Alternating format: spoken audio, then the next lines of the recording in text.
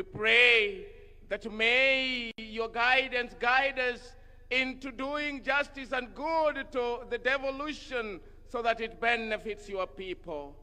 The country rests into your hands, Lord.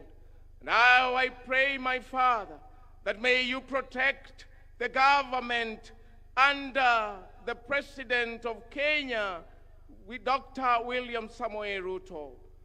How I pray, Lord, that may you walk with him in times of hardship and in times of good, and cover him like you promised that you will cover Jerusalem from heaven, circle him with the heavenly fires and the heavenly protection, that in any other thing that is happening politically or socially, he will be safe from it. In your hands, Lord, we place the governor of the county of Homabay. May you walk with her as she tries to lift up Homabay to be at the top, O Lord. All the 46 governors are in your hands, Lord. In your hands are the deputy governors, both parliaments and the MCS, O Lord. Do us justice, because that is our humble prayer in Jesus' name. Kwa heshima naomba tuweze kuketi. Your Excellency Dr. William Samoei Ruto, President and Commander-in-Chief of the Kenya Defense Forces, the COG Chair Honorable Ahmed Abdullahi, also Governor of Wajir County, Speaker of the Senate Honorable Amason Kingi, the host governor, Your Excellency Swanga, all governors present, cabinet secretaries present, principal secretaries present, Your Excellency governors, members of parliament, CEO COG Ms. Mary Mwiti, private sector represented, sponsors and partners. Your Excellency, sir, at this point, allow me to invite Governor Sang, Governor for Nandi County, who is going to be running the program for us today. I would request that we welcome him with a warm clap.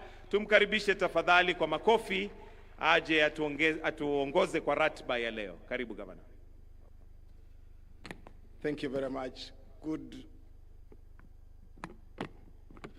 May I take this opportunity to welcome all of us to the 9th Devolution Conference being held here in Homabay.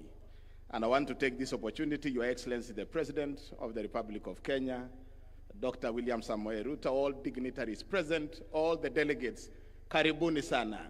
Devolution, hoye! Your Excellency, before we start this devolution conference, we always have, as by history, pre-devolution conference activities. Many of them were undertaken in the last 2-3 days, and Your Excellency, the climax of those pre-devolution conference activities were the sporting activities that we had yesterday. You will remember, Your Excellency, that in the last devolution, in the 8th devolution conference, we left the conference with a pending matter. You are under investigation for the role that you played in ensuring that the COG team lost miserably. We had, I think, a score of 12 goals against 2 or something. And part of our very good players were missing in the field when they were required to be there. And the investigation indicated that you played a role in holding them somewhere. So this year, we had invested heavily in a good striker and a good goalkeeper. Yesterday, as we went to the field, Your Excellency, we realized that we were missing our goalkeeper, and that is Governor Anne Waiguru of Kirinyaga. We were also missing our striker, that is the chairman of COG, Governor Abdullahi Ahmed, only to realize later that they were with you in another meeting. So the investigation continues. I think, Your Excellency, there is a problem there. We have to square that matter at some point. Nonetheless, the scores yesterday we had 2 major races. One was the tug of war, and the competition was between Nyandarua and Homabay.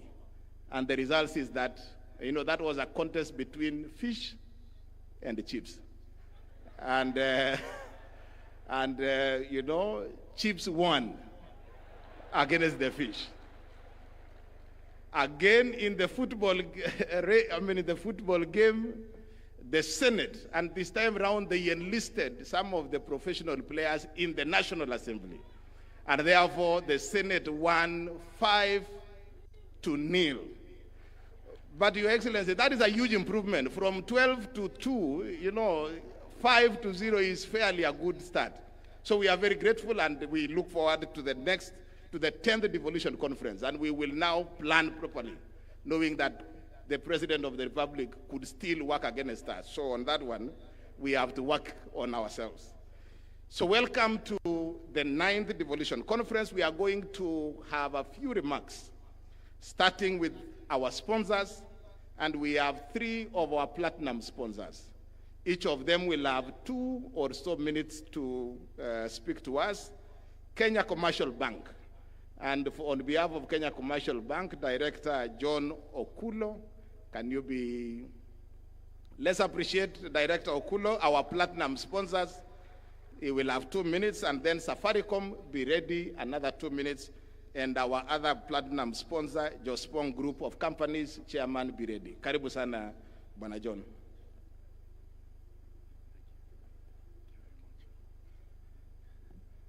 Your Excellency, Dr. William Samoei Ruto, President of the Republic of Kenya and Commander-in-Chief of the Defense Forces, please allow me to ride on the protocols already observed. Good morning to all the distinguished guests. I'm honored to join you today as we gather for the 2025 Devolution Conference here in this beautiful and vibrant Homabay County. But before I say a few words, I'd just like to pass very warm greetings from our group CEO, Mr. Paul Russo, who was unable to join us today due to an unavoidable official duty that had to take place in Nairobi this afternoon. He, however, extends his best wishes for a fruitful event. Your Excellency, for the last 12 years, Devolution has proven that it's not just a constitutional chapter, but a vision brought to life through people-centered interventions that have brought governance closer to the people and given counties the power to shape their own economies and destinies. This year's conference theme, For People, for Prosperity, Devolution as a Catalyst for Equity, Inclusion, and Social Justice, serves as a reflection of the progress we have made as a country and as a call to action for what still lies ahead. It speaks closely to KCB Group's purpose, for people, for better. Mr. President, at KCB, we recognized early that for devolution to succeed, counties needed a strong financial partner, one that could deliver capital and resources across the board, irrespective of an individual's social or economic standing. It is for this reason that we worked together with all the counties' leaderships to build strong, practical partnerships with all 47 counties by providing financial services, not just to support the county operations, but also the people who live and work in those counties. We as KCB have financed MSMEs, youth starting off in business, female-led and made businesses, as well as ensured that sustainable financing is a priority accessible to all. Beyond banking, our social dividends of our investment arm, KCB Foundation, has been at the forefront in delivering the social dividend of devolution through the transformative youth empowerment program, Tujiajiri, Mifugo Imali, and Linda Miti programs across the country. Just as an example, our Tujiajiri program, launched in 2016, has created more than 197,000 jobs and trained more than 40,000 youths who graduate annually with self-empowerment skills in agribusiness, automotive, construction, beauty, and other services, which allows them not only to employ themselves, but also to employ others. In conclusion, Your Excellency, as devolution enters its next decade, opportunities for shared prosperity are even more evident and abundant. At KCB, we commit that we will always stand as the reliable financial partner for this country as we realize the dream of a more equitable and inclusive Kenya. Thank you, Your Excellency, and we look forward to a very fruitful deliberations over the coming days. God bless you all. Another round of applause for KCB. Thank you so much, KCB, for the work that we are doing together as county governments. Next is Safaricom. And the Safaricom technical team, you support Safaricom with their small video. Where is the Safaricom team leader? Okay. Take a look around you. From the vibrant stalls of our local markets to the bustling city streets, you see the true heart of Kenya. It is in the quick exchange of goods and greetings, in the shared laughter over a cup of chai, and in the quiet resolve of people working together for the fundamental right to build a better life. The heart of Kenya beats with the rhythm of Harambee, a powerful spirit of unity, self-reliance, and collective action. It's how our communities build schools, raise families, and drive our economy forward. It's the power of the group. From the smallest chama to the largest cooperative, groups are the backbone of our society. But for too long, their growth has been held back by manual processes and a lack of digital tools. This struggle is real.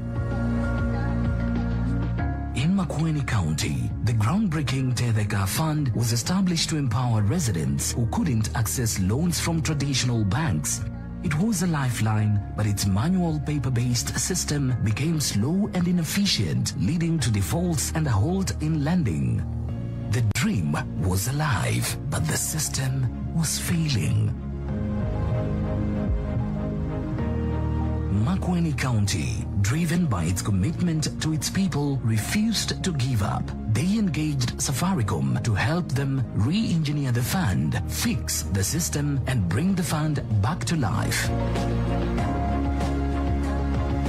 Groups Connect is a digital hub. It is designed to meet the needs of every kind of group, from a small savings club to a large county-wide fund. It is a secure, user-friendly platform that digitizes everything about a group. Groups can create an identity and register their members and manage members' activities seamlessly. Group members can save together for short-term or long-term. Group members can access and manage their loans. Groups can invest together in various schemes, for example, ZD. Group members can administer emergency and social funds. Safaricom has been working closely with Makueni County over the past year to create a tailored solution that has slashed loan approval times from months to just 24 hours. Now, the Makueni County Empowerment Fund is back, digitized, efficient, and accountable. In Homabay, the county government is interested in Groups Connect to help it identify and organize its various groups in order to understand how to empower them. Today, Homabay County has no clear visibility into the groups operating across the region. And without its visibility, it becomes nearly impossible for the county to plan, support, or even partner with these groups in a meaningful way. But imagine if every group in Homabay was registered on Groups Connect. The county would finally have a full view of the landscape, allowing them to design better programs, deliver farm inputs, equipment, training, or even access to loans and capital directly to the groups that need them most. When we make the groups visible, we make the county viable.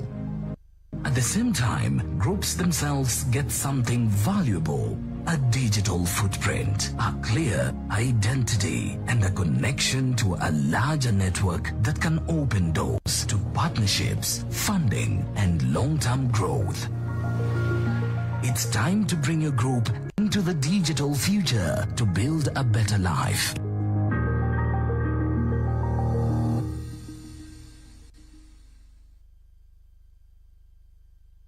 appreciate Safaricom, our platinum sponsor. And finally, Jospong Group of Companies, Chairman Dr. Joseph Agiepong. Karibu sana.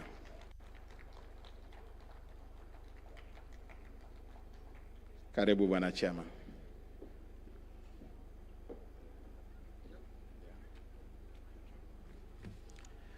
Your Excellency, the President of the Republic of Kenya, Dr. William Samuel Ruto, and Commander-in-Chief of the Defense Forces, permit me to stand on the existing protocols.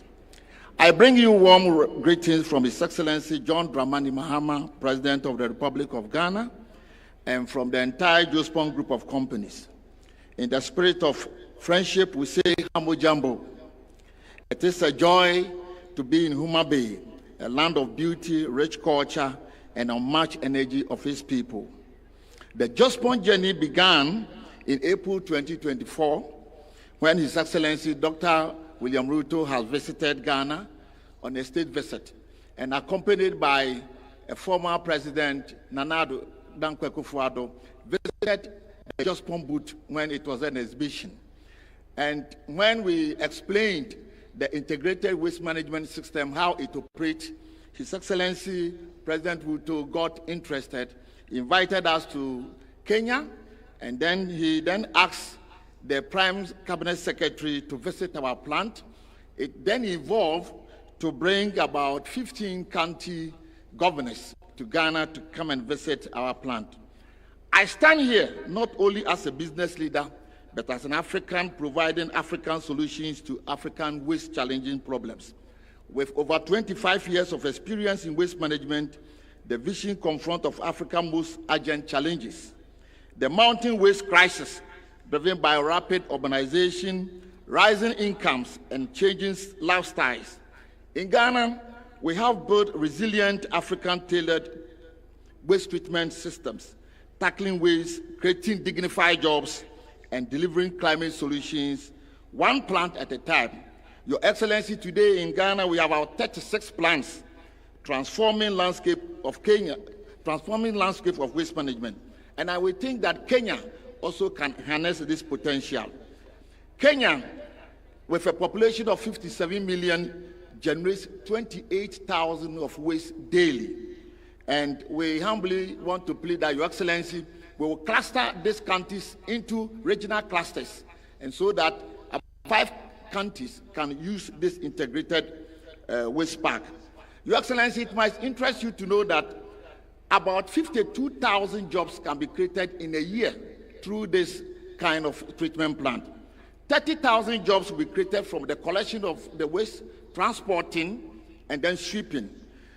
21,000 jobs will be created by the integrated waste management plant, and 1,800 will be created through the green jobs, data collection, monitoring, and validation of the carbon market. This year's theme for the people for prosperity, that's the Devolution 2025, is inclusion and social justice. It's more than a slogan. It is a call for action to put people at the center to ensure that progress is fair, inclusive, and transformative. The African is capable of managing his own affairs. The mission goes beyond business and is about turning African waste crisis into a driver of jobs, climate action, prosperity. Together, Ghana and Kenya can build and sustain with waste management resources in the countries. There's nothing like waste. It's a misplaced resource. Just place it up, and then you'll be able to recycle it. Today, I am confident that the next DEFCON 2027 will be able to talk about evidence of plant installed in all the countries. Your Excellency, kindly humbly permit me to watch a 1-minute video of the glimpse of how the equipment operates. Asante sana. Thank you.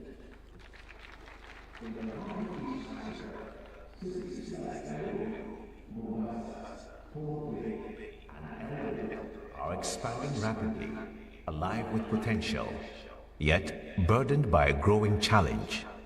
How do we manage waste sustainably as urbanization accelerates?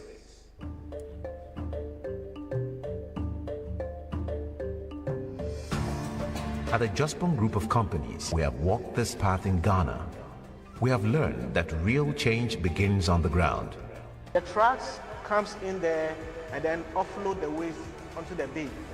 The wheel loader goes in there and scoop the waste from the receiving bin and then push it through to the apron feeder.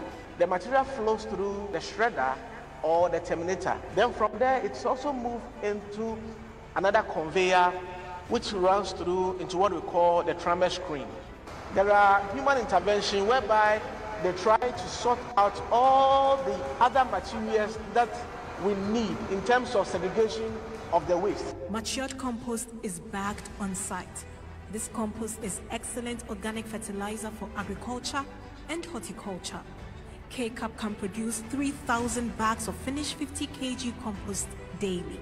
At the Plastics Recycling Center, the plastics undergo washing, shredding, extrusion, and pelletizing. The pellets are bagged and sold to plastics products manufacturers as raw material.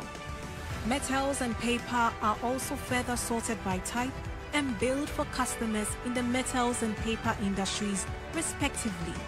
This isn't just a plant. Behind these walls, we mine the black gold.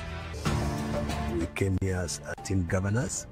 Purposely is because we want to, manage our solid waste. He was saying there is no more waste in terms of solid waste management. We are turning it to value. The end result is not going to be something that is just county related. It is for every citizen, from your sewer problem that we have had to the waste problem that we have had, and most importantly, look at every single crisis that you have and how can you convert it into an opportunity. You convert an opportunity by creating jobs, by using the byproducts that are going to be coming up. Today, with humility and hope, we bring those lessons, those systems, and that commitment to Kenya. Your Excellency, with our recycling and compost plant technology tailored for the African environment, we are setting up composting and recycling plants that recover up to 80% of municipal solid waste.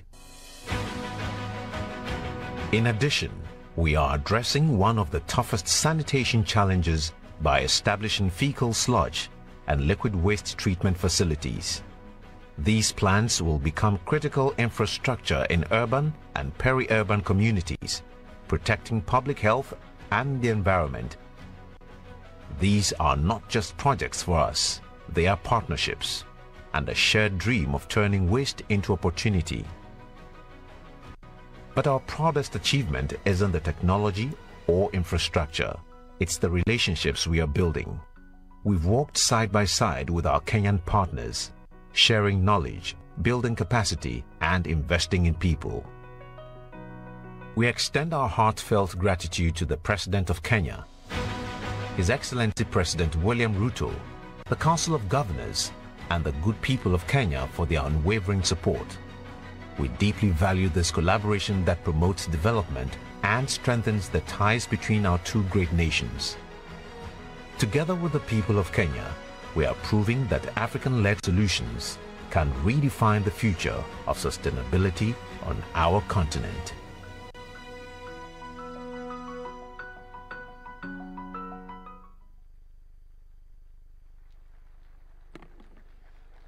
Thank you very much, Jospong, an African solution to an African problem. Thank you very much.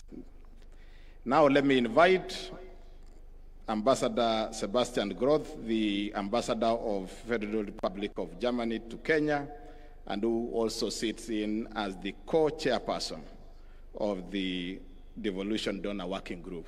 Karibu sana Balozi.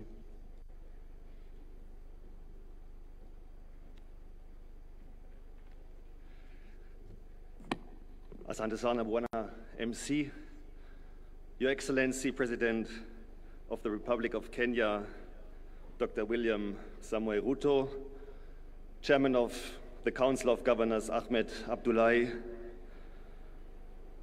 my dear friend Gladys, Governor of Homabay, who is hosting us today, all the other governors, members of the Kenyan government, I've seen Waziri Opio, and his colleagues, PS, members of parliament, my fellow diplomats, good morning and hamjambo. It's a great honor to join you at this year's Devolution conference, and I would like to congratulate all the decision makers that chose Homabay for this year. I come often to this region, to Kisumu, to Migori, Siaya, and Homabay, and the more often I come, the more I love the region, the people, and also the food.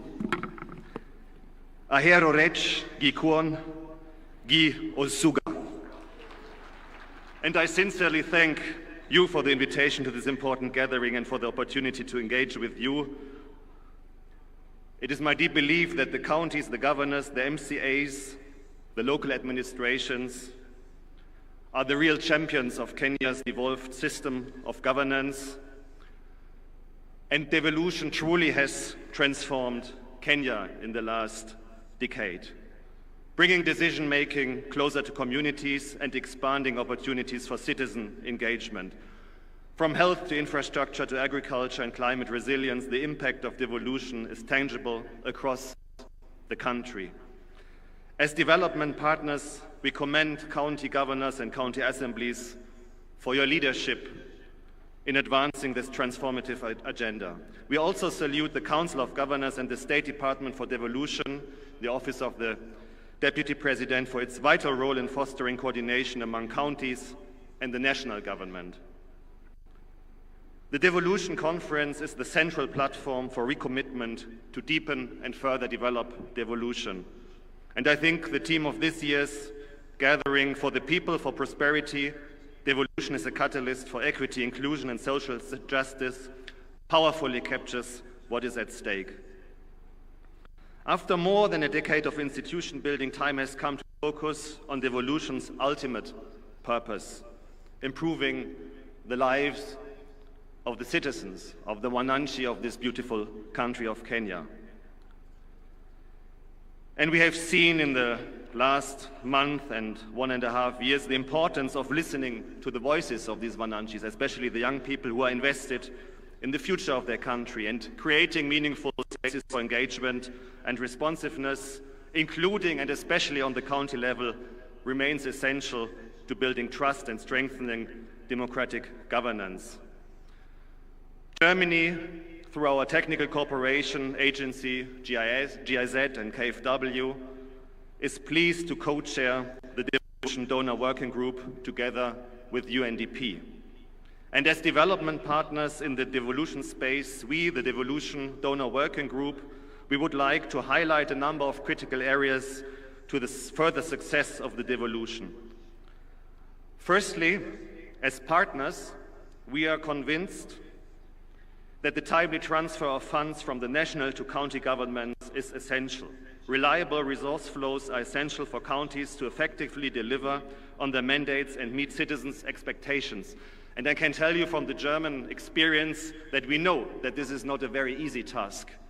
We have very rich regions like Bavaria and poorer ones in the northeast of the country, and every year there's a struggle for resources because in our constitution we have an obligation to equilibrate the conditions of living in the whole country, but of course you give from the one and take from the one and give it to the others is always a very complex discussion, and also on the level of the federal government to the 16 regions that we have in Germany. But still it is essential for federalism or for devolution and decentralization. Secondly, we encourage increased efforts to generate own resource revenue with counties. Strengthening revenue collection systems is key to meeting development needs and reducing dependency on national allocations. And during the tour of the booth, we have seen very impressive technological advances that make it easier for the counties also to tap into these resources. Thirdly, we emphasize the importance of strengthening public financial management, transparency, and accountability. Responsible resource use is fundamental to delivering concrete results. And finally, we underline the need for meaningful public participation, especially by women, youth, and persons with disabilities. Their voices must be heard and included to ensure truly inclusive and responsive governance. Be assured, governors, MCAs, National Government of Kenya, Your Excellency the President, of our cooperation and our willingness in pursuing these important priorities. Our commitment to supporting devolution and deepening this partnership with the counties is strong. For Germany, devolution is one of our development cooperation priority areas. We are active in basically all the counties with different initiatives. One of them is a very important one. It's called FLOCA. It should strengthen the climate resilience on the local level, and I will visit some of these projects tomorrow in Kisumu County. To conclude, let me thank you once again for this important gathering. We enter now 3 days of discussion and reflection. But let us remember, devolution is not an event.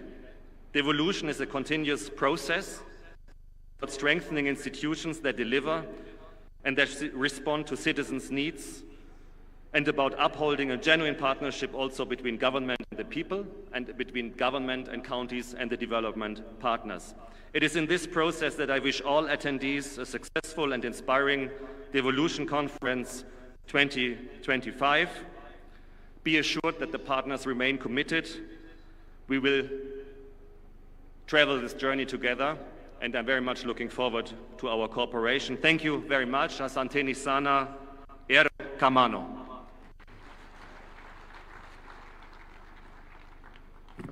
Thank you very much, Balozi. Another round of appreciation for Balozi.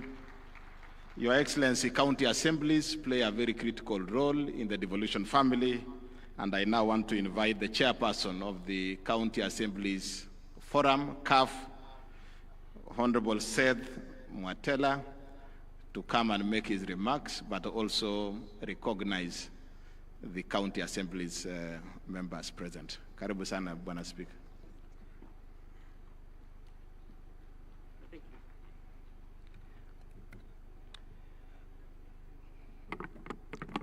Your Excellency, the President of the Republic of Kenya, distinguished leaders, fellow Kenyans, friends of devolution, on behalf of the County Assembly, allow me to begin by expressing our deepest gratitude to the Excellency, our President, the Senate, and the National Assembly. The recent passage, which is just today in the morning, of the County Public Finance Law Amendment Bill 2023, which we witnessed today in the morning, marks a historic turning point. This is a landmark legislation, Your Excellency, liberating the county assemblies from the executive dependency. It empowers us to fulfill our roles without fear or favor. Your Excellency, if I don't say this, the MCAs will discipline me. Your Excellency, this is a promise delivered, and we thank you. Your Excellency, the county assemblies are the heart of the soul of devolution.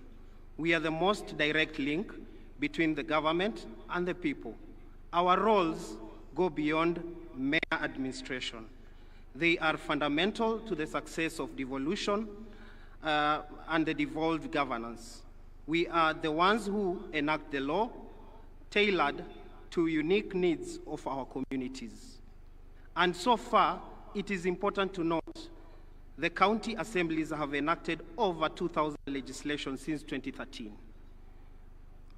We have been providing oversight to ensure county executive is accountable and that the public funds are used wisely, and lastly, champion the interest of our constituents, ensuring their voice is heard and their concerns are addressed.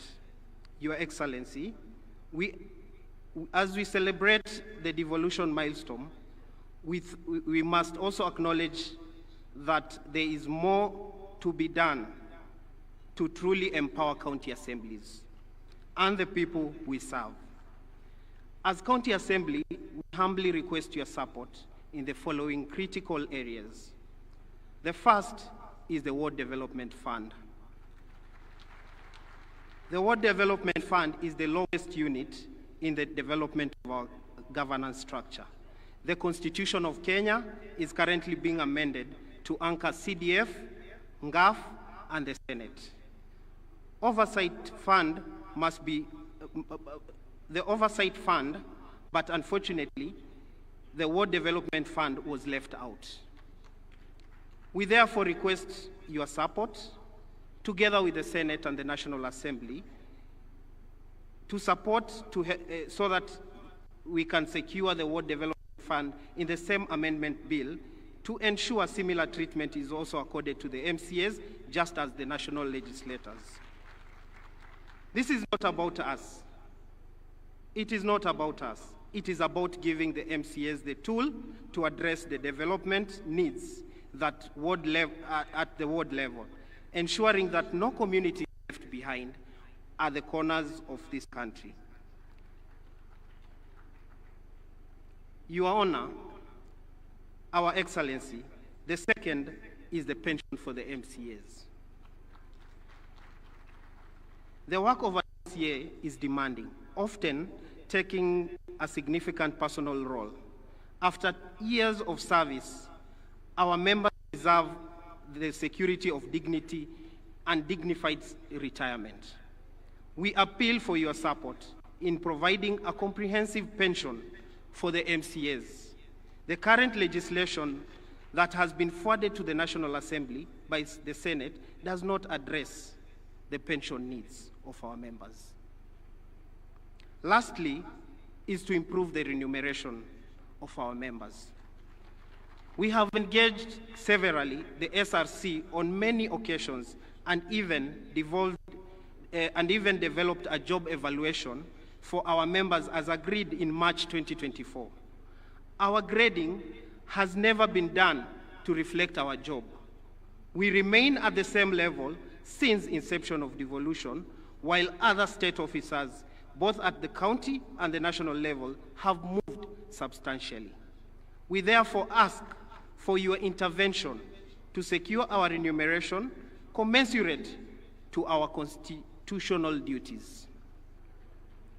Your Excellency, distinguished guests, ladies and gentlemen, as we deliberate in the Devolution Conference, let us be bold in our resolution by reaffirming our commitment to oversight, accountability, and financial independence, not as mere aspiration, but as fundamental pillars of our democracy. The strength of devolution lies in strong independence and well-resourced counties. I want to stop there.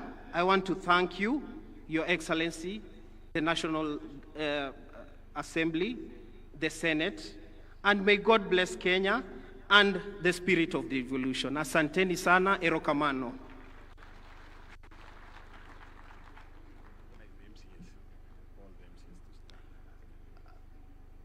Honorable members, I want to recognize all the honorable members from all the county assemblies.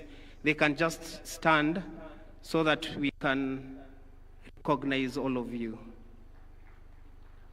Your Excellency, I can assure you, we have 47 members from the county assemblies represented herein. We thank you and asante sana. Thank you. Let's appreciate the chairman of CAF. I now want to invite the Principal Secretary in State Department of Devolution, Michael Lenasalon, to come and make his remarks. Karibu sana Bwana PS.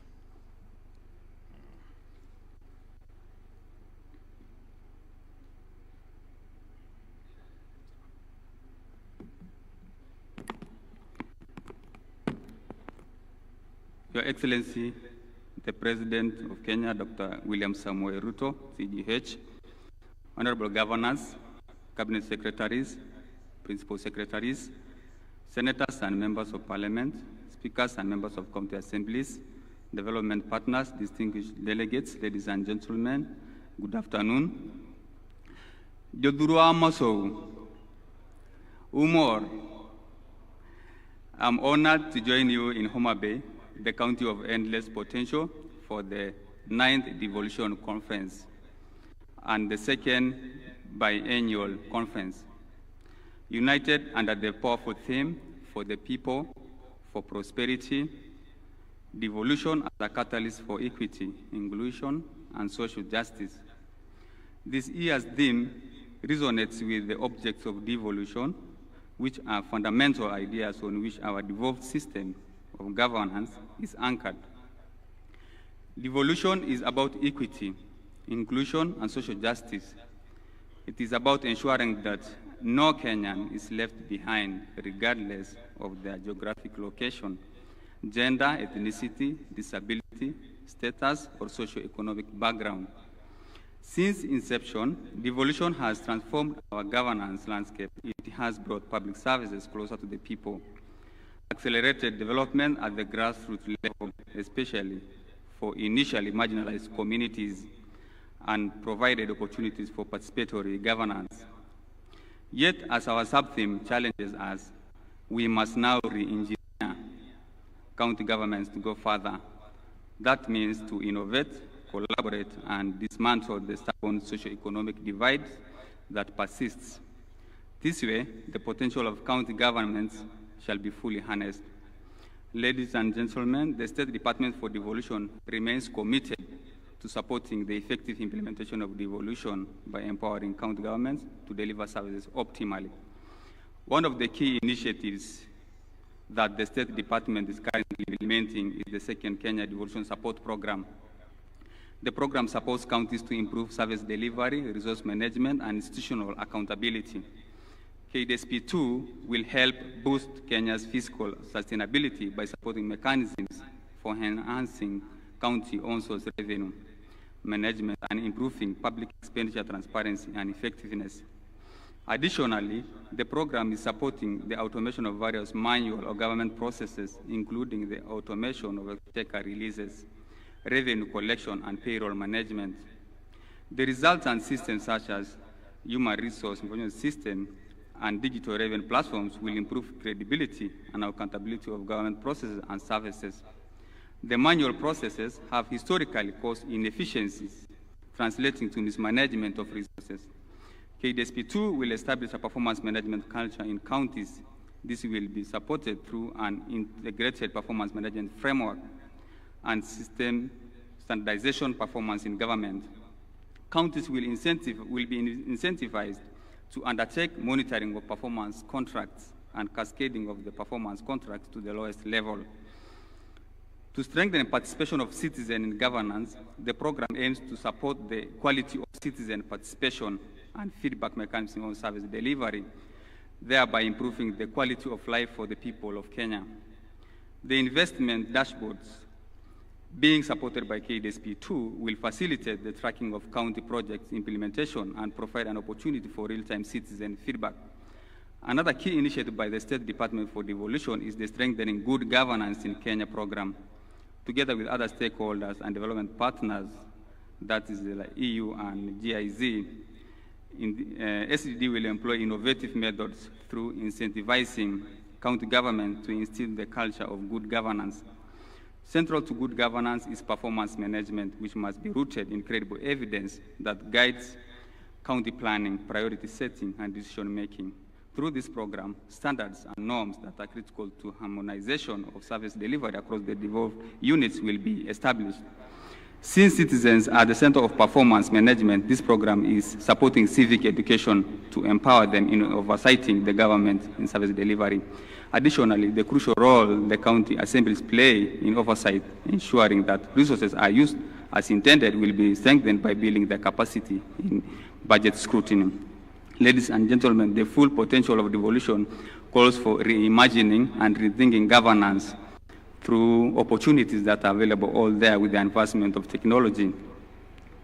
Firstly, I will list some of them: embedding performance culture, institutionalizing performance management across county operations, and linking budget execution directly to service delivery outcomes. Secondly, creating climate smart cities, utilizing satellite monitoring for urban planning compliance. Your Excellency, the human resource alone is not enough. So we need also to leverage on technology and also transforming waste management systems into circular economies, as already outlined by previous speakers. Scaling wetland and river restoration, like the model, Nairobi River model, which is on track and very effective. Your Excellency, the rule book for cities should also be re-engineered, because with a big rule book, then, for example, the Nairobi Rivers, the vision and the citizen involvement and the action is just what's needed, not the. So the governance needs also to be re-engineered for the county cities. Advancing agricultural innovation. 3, establishing county-based food production systems, ecosystems, and implementing spatial planning for sustainable land use. 4, democratizing healthcare access, deploying AI and Internet of Things diagnostics at lower level hospitals, and leveraging drone logistics for medical supply chains, as we have seen in Homabay. Realizing this collective vision requires creating frameworks for county innovation funds, facilitating public-private co-creation platforms, and strengthening citizen engagement through open governance tools. This conversation continues with enhancing coordination of national devolution programs, peer learning, and multi-stakeholder technical support frameworks for the people, for prosperity, and for collective future. Asanteni sana na Mungu abariki. Asante sana, tumpigie makofi Bwana PS. I now want to take this opportunity to invite the host senator, Senator Moses Kajwang, to come and make his remarks. Karibu Bwana Senator.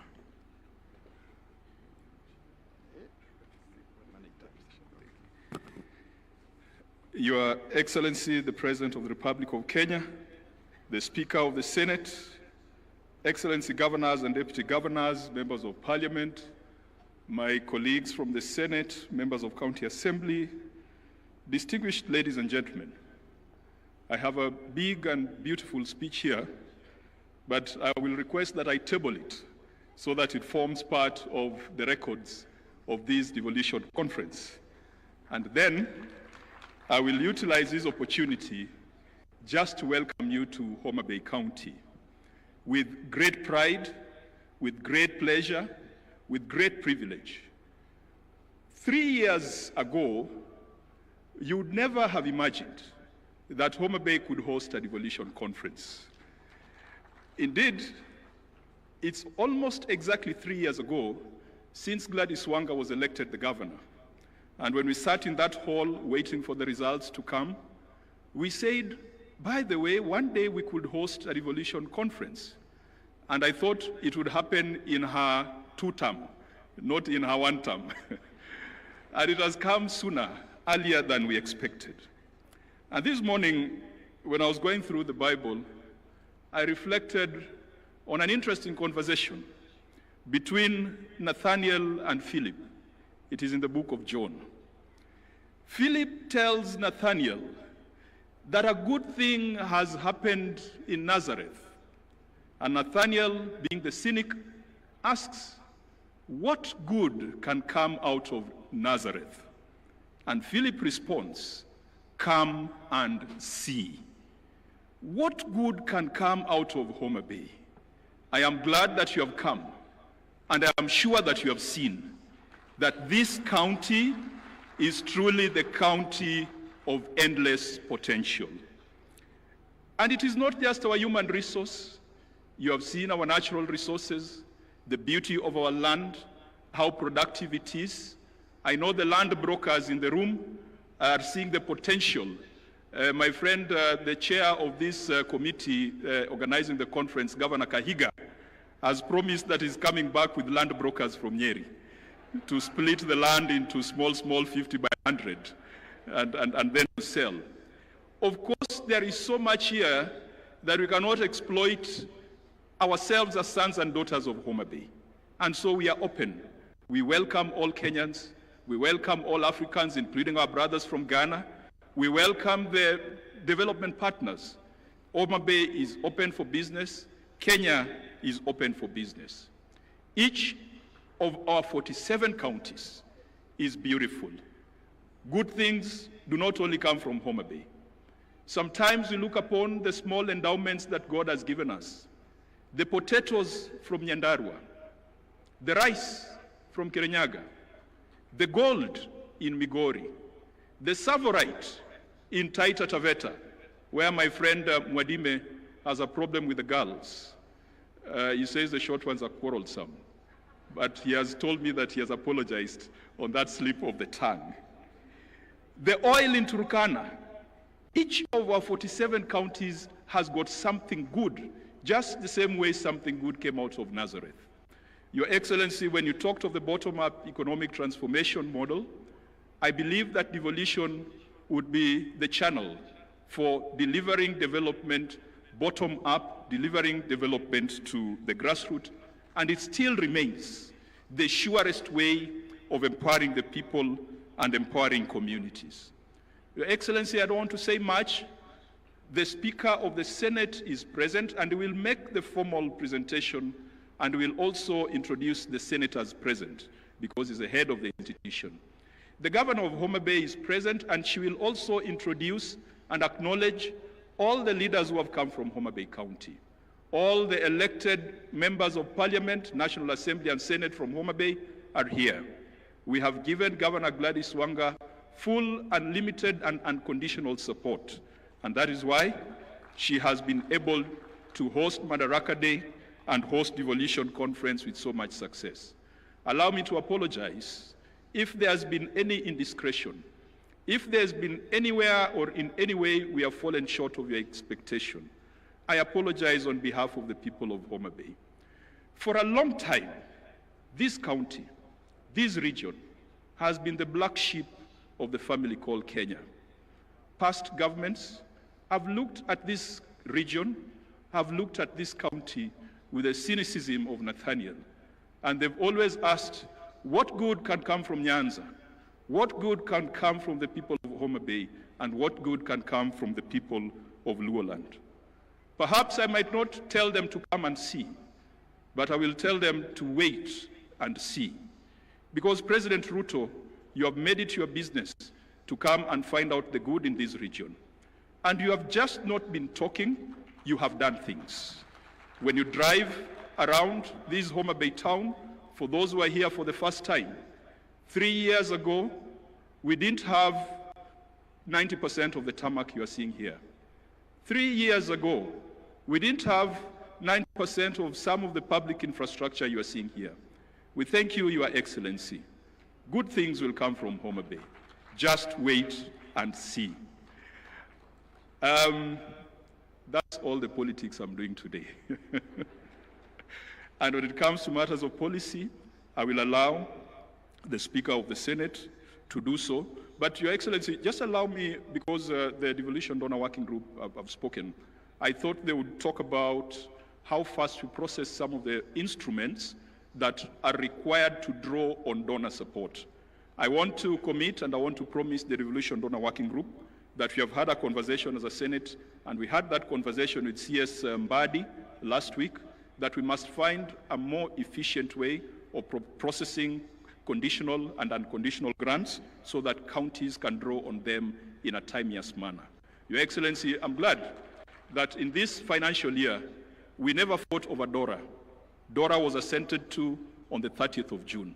Perhaps that's a record, because in the first year of DORA, we even had to go to court. This gentleman here called Sang is the one who led us to court, and it was very contentious. For the first time, the formula for allocation of revenue amongst county governments was not contentious. It was passed very fast. For the first time, CARA has been processed very swiftly, and CS Mbadi had assured us that counties would start getting money. Good things are happening in Jerusalem. To the county assemblies, the President has assented to a bill which was privately sponsored by Senator for Meru, the Deputy Speaker, Senator Kathuri, is the originator of that bill that has provided autonomy to county assemblies. And Mr. President, again, history has been made that bills have been assented to in Homabay. for the first time. I don't know whether that has ever happened before. Something good is happening in Nazareth. To the governors, our friends, we will continue to fight for additional resources to counties because we believe that money is not personal money. It is money that goes to the people. We in the Senate call for greater efficiency, greater focus on service. We must have a conversation with a few of our friends or a few counties which are beginning to look like payroll stations rather than development centers. That is a conversation that we must have. And finally, to my friends in Parliament, we must hold the executive to account. Parliament is not a branch of the executive. We must be bold, whether the experts are our friends or not. We have passed legislation, and Your Excellency, if you look at even the health laws, the Senate passed the 4 laws when we are sitting in Turkana. We went for Senate Mashinani in Turkana. We are the ones who have passed the legislation. So we should not be mourning like the common man, yet we are the ones who came up with the framework. Our job is to call the ministers. And Your Excellency, if Duale cannot fix this thing, if Olunga cannot fix this thing, if Dr. Nyikal, chairing the health committee, cannot fix this thing, then we've got a problem somewhere. We must make these things work. It is our duty, it is our responsibility. They are laws that we passed, and we must make sure that it works. To the Council of Governors, I can also promise you a proper thrashing at the next Devolution conference. May God be with you, and may you enjoy, and it's a thrashing in football. It's in football, let me qualify that. And may you enjoy the beauty and the warmth of Homabay County. Thank you. Another round of applause for Senator Kajwang, one of the most popular senators among governors. It's now my humble responsibility to invite our host, Governor, Her Excellency Governor Gladys Wanga. Let's appreciate Wanga. She has pulled Kenya to Homabay. Karibu sana, Gladys. Thank you very much, Governor Sang.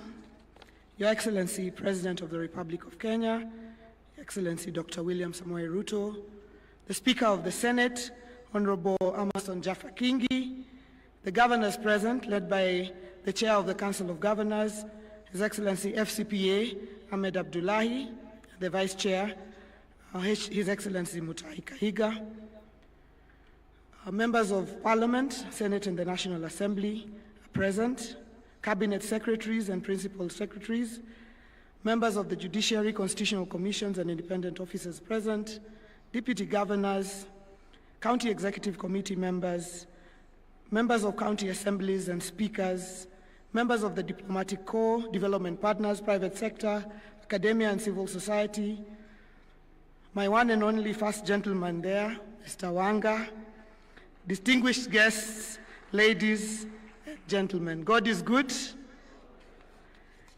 I'm really, really delighted to welcome you all to Homabay.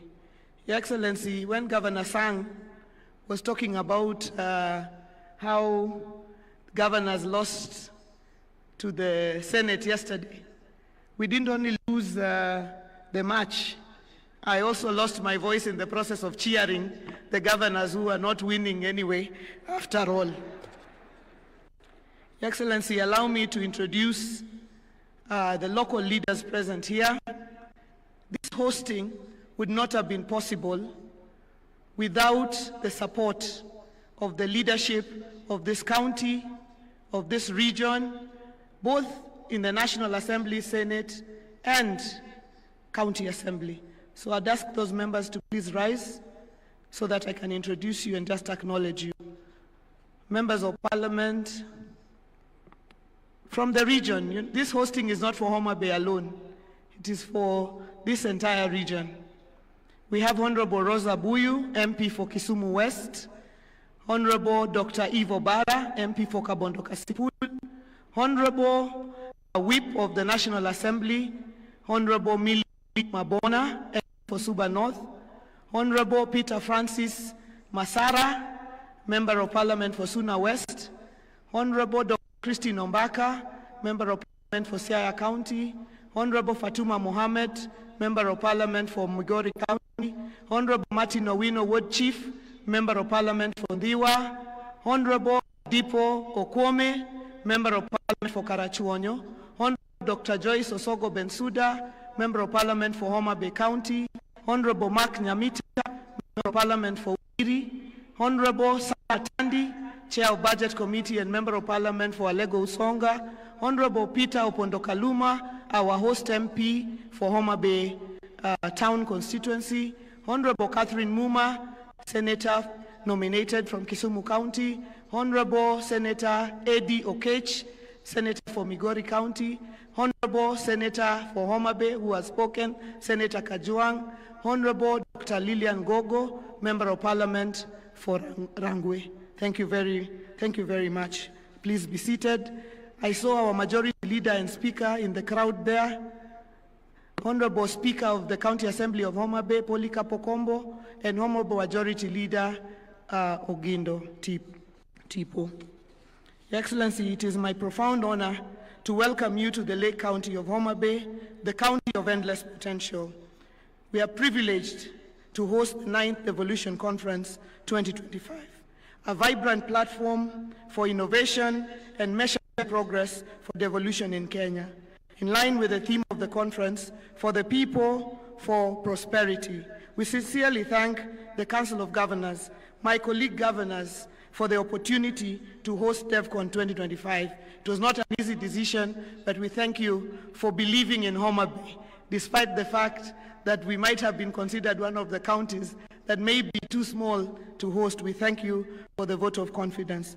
Your Excellency, allow me at this very early opportunity to thank you immensely for your partnership in transforming Homabay County to make it a county that could be considered to host this conference. As Senator Kajuang has correctly pointed out, a lot of the transformation in this county has happened in the last 3 years.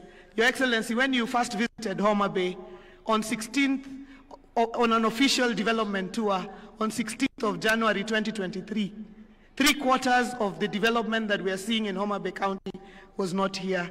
Your Excellency, at that point in time, there was no broad-based government, there was no partnership. I was an opposition governor. You were the president of the Republic. To the people of Homabay, you had no intention of leaving Homabay or any other part of this country behind simply because of how we voted in the election in which you are elected as President of the Republic of Kenya. Excellency, partnership with the national government. Excellency, today as we drove to the county headquarters and we were coming back, I could see 2 lines of vehicles on one side and 2 lines of vehicles on the other side. The dueling of the main highway in this Homabay town, which would have about Your Excellency because of your support. Whether it's the lakefront, I invite all delegates to go and have a sumptuous the transformation of that has been because of the partnership that we have had together. Your Excellency, all the roads and infrastructure that we see in this town and beyond. Thank you, Your Excellency, for your partnership. And I'd like to say to all the delegates here, Karibuni sana Homabay, Arwako u Homabay County. Your Excellency, in reflecting on our journey, 15 years ago, devolution was enshrined in the Constitution 2010 as a transformative force to bring development and services closer to Kenyans. If devolution were a person, it would be a spirited teenager, vibrant, curious, and occasionally challenging. The impact of devolution is undeniable, with stories of progress written across our 47 counties. Devolution is a key pillar of our Constitution, and it is befitting that this DevCon is held here in Homabay, the home of Dr. Odhiambo, the architect of the Devolution Committee during the constitutional review exercise. And Your Excellency, we thank you because this morning you met the family of Dr. Odhiambo as we unveiled a plaque, a commemorative plaque at the Arboretum. Our task is to make devolution work for all Kenyans, deliver equity, inclusion, and social justice, closing the socio-economic divide, delivering on the Sustainable Development Goals of leaving no one behind. As we celebrate devolution during DEFCON, we celebrate the national unity and diversity of Kenya as one nation. And I'd also like to thank you, Your Excellency, President and Right Honorable Raila Odinga, for consistently demonstrating transformational leadership for celebrating devolution. When I assumed office in August 2022, I knew the public expected results as I ran on a Genoa manifesto of hope. Results not just in infrastructure, but in tangible services and opportunities for Homabayans.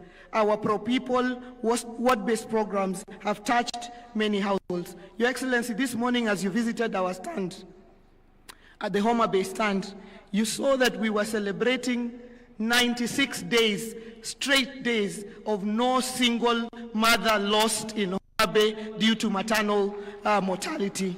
Your Excellency, this is due to the intensive programs that we have invested together with your government in community health promoters, coming all the way to a robust SHAP program, Your Excellency, and an MPDSR program, a weekly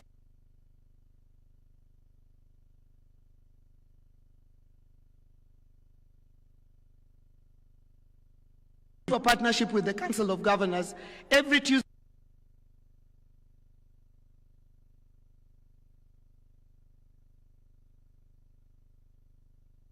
and doctors and the health workers review among themselves and help themselves. And I'm really, really proud that the 96th day has reached without us losing a single mother, because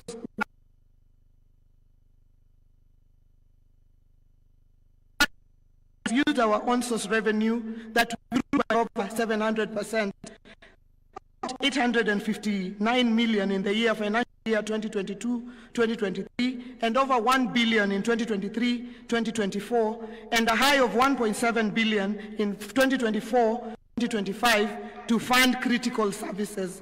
We are constructing a 5-story accident and emergency block at the Level 5 hospital at the Homabay County and Referral Hospital, set to be operational by year end, reducing referral times and improving trauma care. We are addressing infant and maternal mortality, as I've mentioned, and combating the triple threat of GBV, HIV, and teenage pregnancies.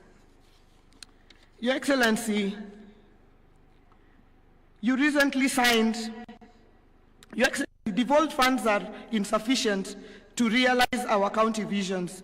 So we seek deeper collaborations in agriculture and trade to position Homabay as a global player. The Riwa City Special Economic Zone, our flagship agro-processing zone that hosts the county aggregation and industrial park, promises 14,150 direct jobs and 90,000 indirect opportunities to our local communities. We urge for prioritization, Your Excellency, of the horizontal infrastructure at the Special Economic Zone. Our key value chains, Your Excellency, in Homabay include fish, cotton, edible oils, sunflower, millet, sugar, sweet potatoes, pineapples, and livestock and groundnuts. We are pushing our value chains up, and we have seen the growth of production in leaps and bounds in the last 2 years.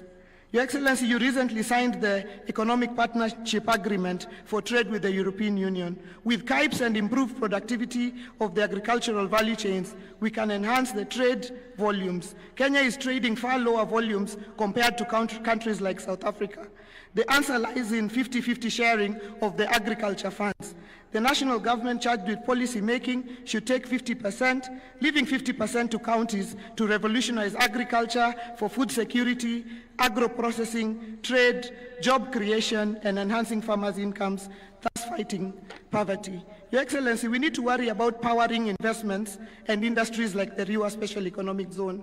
The nuclear power project to be implemented in Siaya will be a game changer for the entire region and country. It is expected to supply reliable, affordable, and sustainable power for economic growth.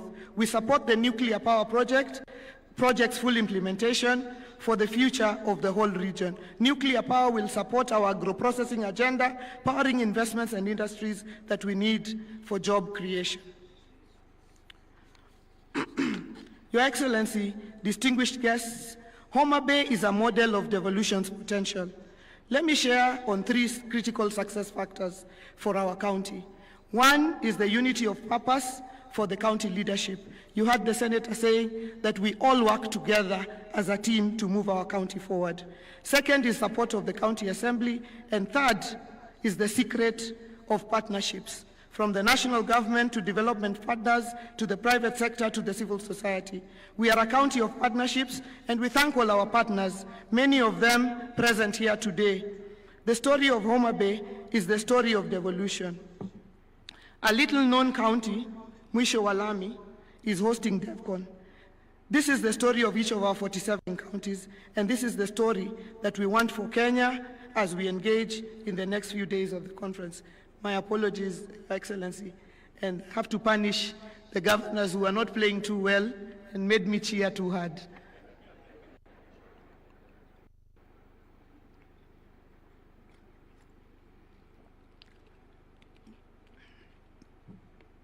In implementing devolution, we have revitalized Homabay, positioning it as a hub for business and investment with ambition to achieve city status in the next decade.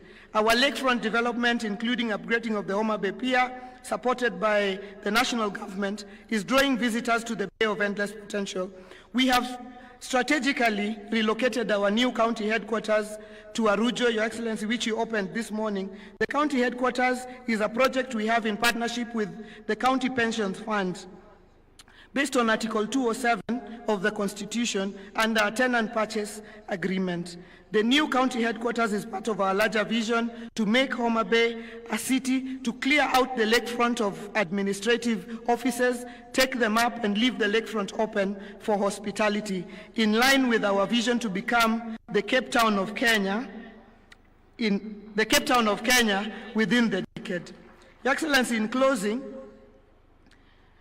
in the spirit of inclusion, as part of our pre-conference events, we had a very, very strong and candid youth baraza with our youth that were supported from all across the country by SHOFCO and SHOFCO who are present here today. Your Excellency, they have generated points of a memorandum and a communique, which I am sure at the appropriate time they will hand over to the appropriate place, Your Excellency. I thank SHOFCO for ensuring that we have brought our youth on board, and we also did launch our youth policy yesterday, Your Excellency. Your Excellency, at the home of Gor Mahia, I would like to take this opportunity to congratulate Harambee Stars for their impressive performance so far in the matches, Your Excellency.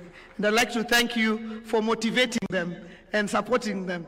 We all wish we were players, because in the next couple of weeks we would all have been great millionaires.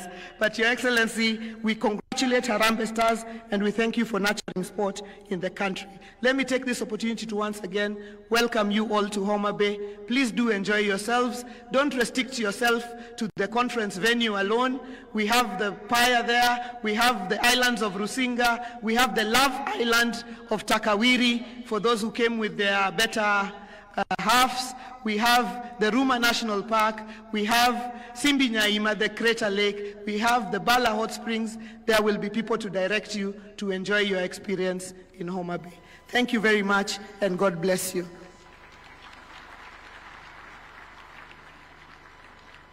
Another super applause for our host. Asante sana, Governor Wanga. It's now my honor to invite our vice chair, who also happened to have been the chairman of the steering committee, to come and give us a status on action points for the 2023 Devolution Conference and introduce the steering committee. Karibu sana, Bwana Kaiga. Daktari Kaiga, Governor Nyeri. Thank you very much, our whip, Governor Sang.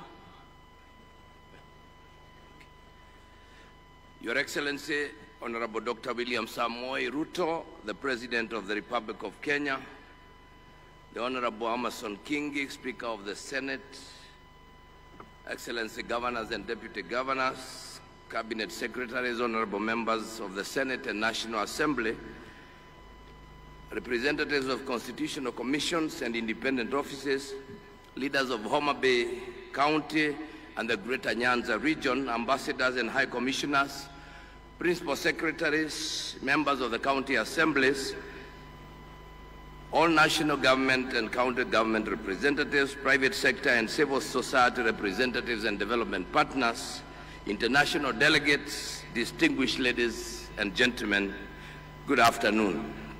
On behalf of the entire 2025 Devolution Conference Steering Committee, I take this opportunity to welcome you, Your Excellency, President William Ruto, to the 9th Devolution Conference and the 2nd Biannual Devolution Conference. I also take this opportunity to extend a warm welcome to my fellow governors who are present with their deputies and respective county leaders. Your immense support to make Devolution Conference 2025 a reality is appreciated.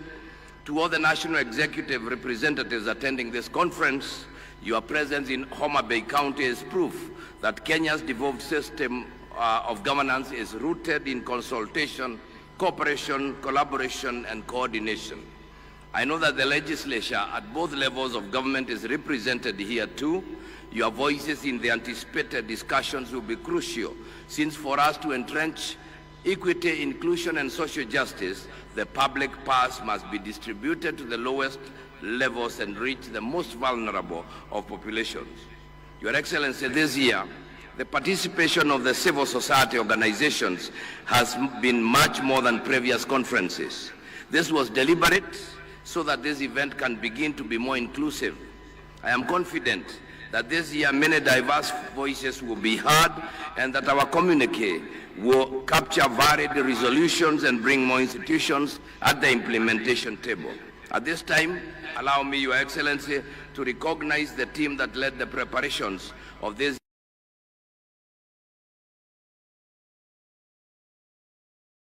the auditorium to clap for you.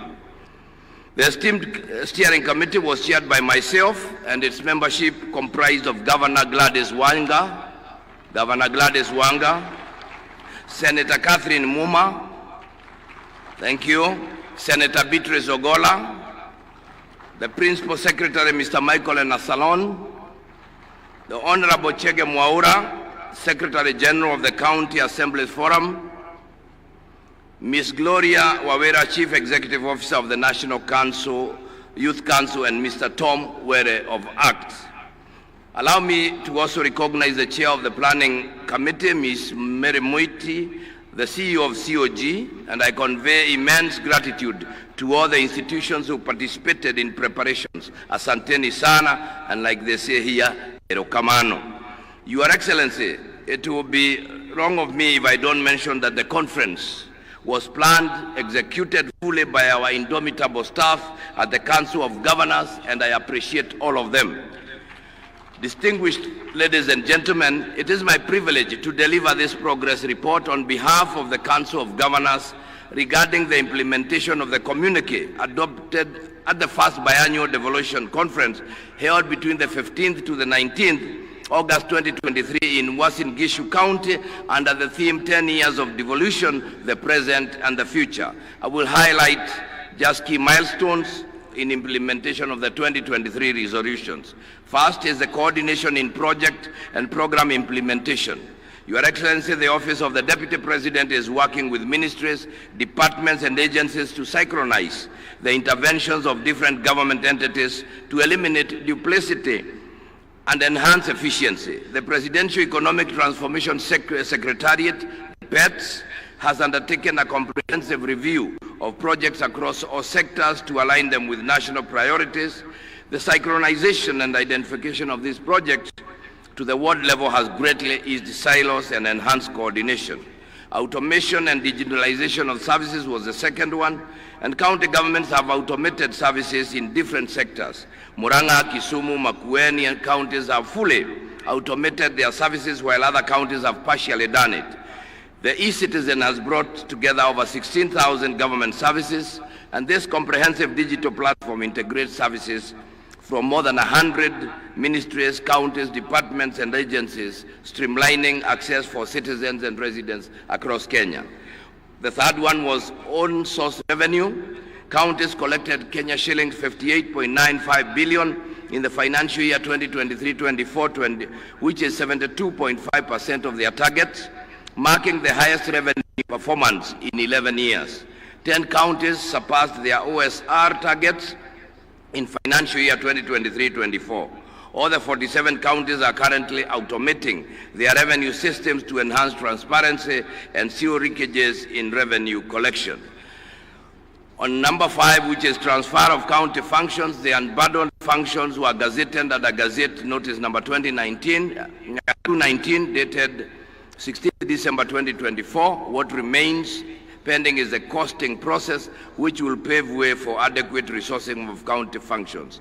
On legislation of land and bridging the gender gap in land ownership, the National Land Information System, dubbed ISASA, was successfully rolled out in Nairobi County, Mombasa Island, and Mombasa County, and some parts of Murang'a County.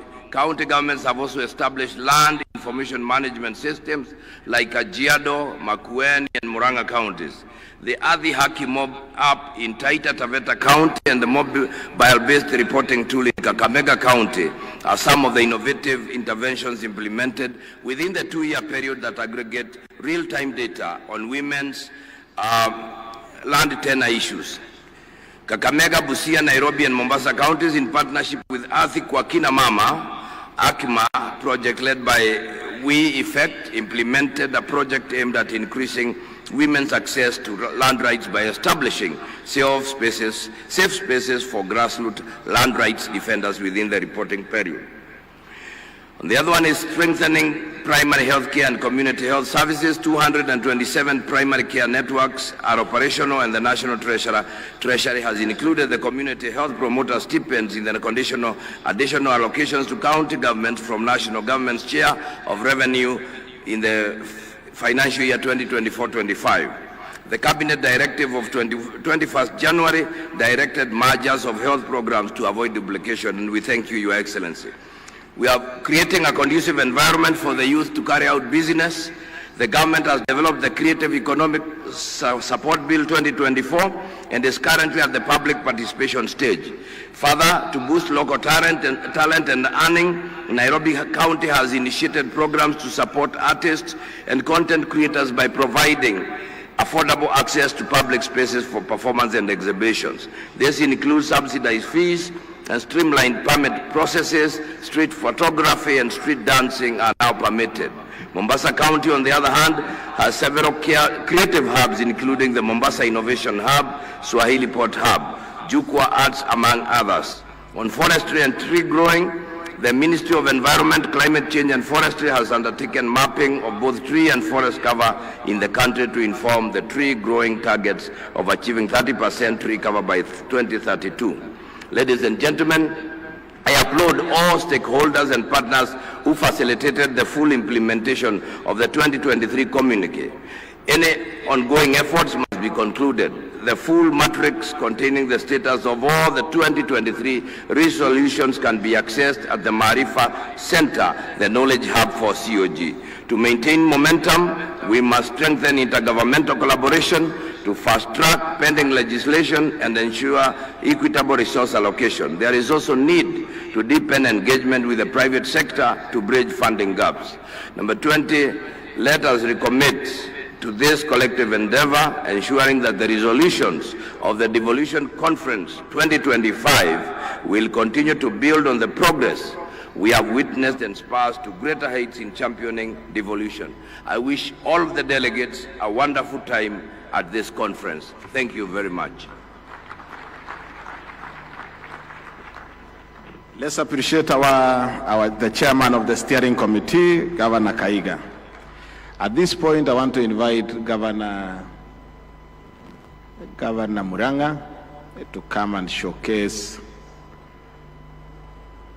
a county innovation as the technical team also prepare the devolution video that will come shortly after. Karibu Governor Irungu Kang'ata. Your Excellency, President of the Republic of Kenya, Dr. William Ruto, my fellow governors, led by our chair and our vice, and the host governor, the other colleagues, senators, and also every other protocol established, including the county assembly. Allow me to, there's a request made that Murang'a showcases various innovation in technology. Whoever has the system can put them up. Your Excellency, Murang'a County has automated various systems through our own internal staff. The first innovation was in revenue collection. On your left side are various revenue streams, whether parking, market, quarrying, land, vet services. So that then means if you pay,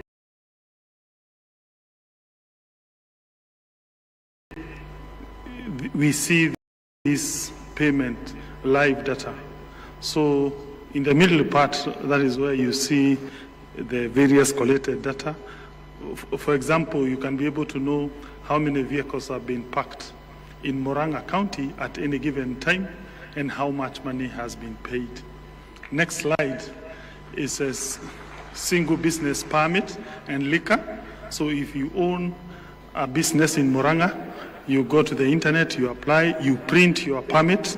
You don't have to come to the county headquarters to pay for single business permit or liquor license.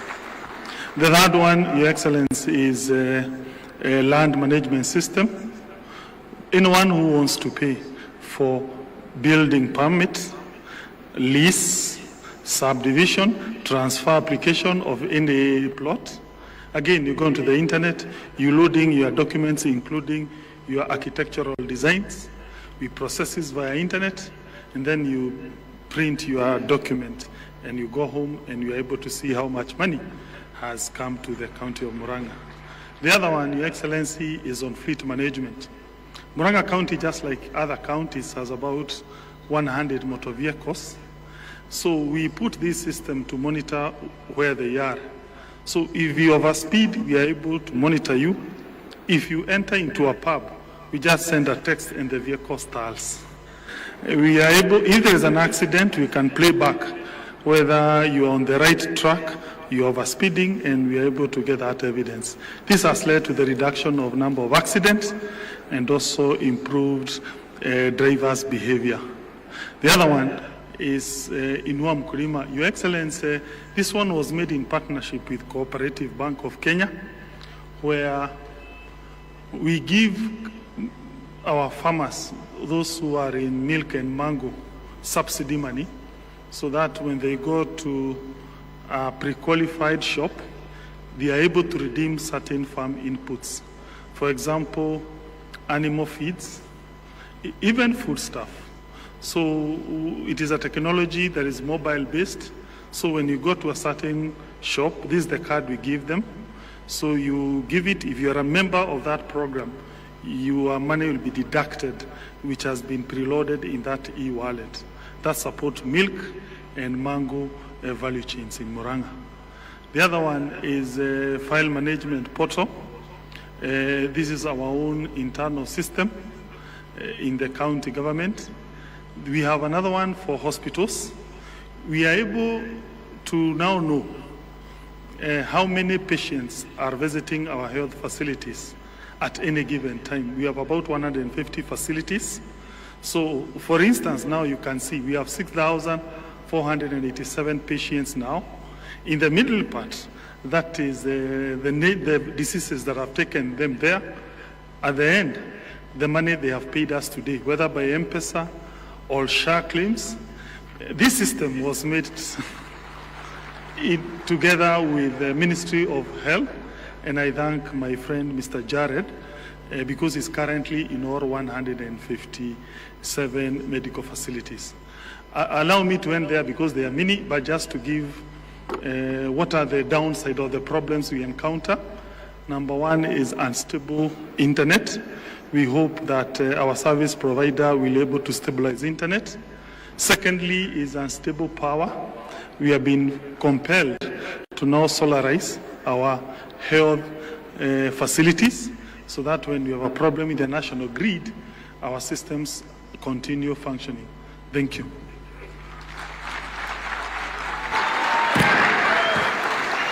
Another round for applause to Irungu Kangata.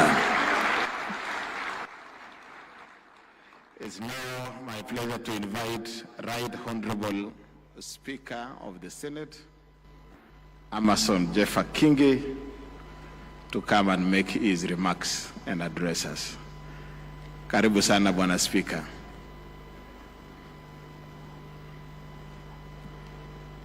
And he will also have the opportunity to introduce the members of Parliament, both Senate and the National Assembly present.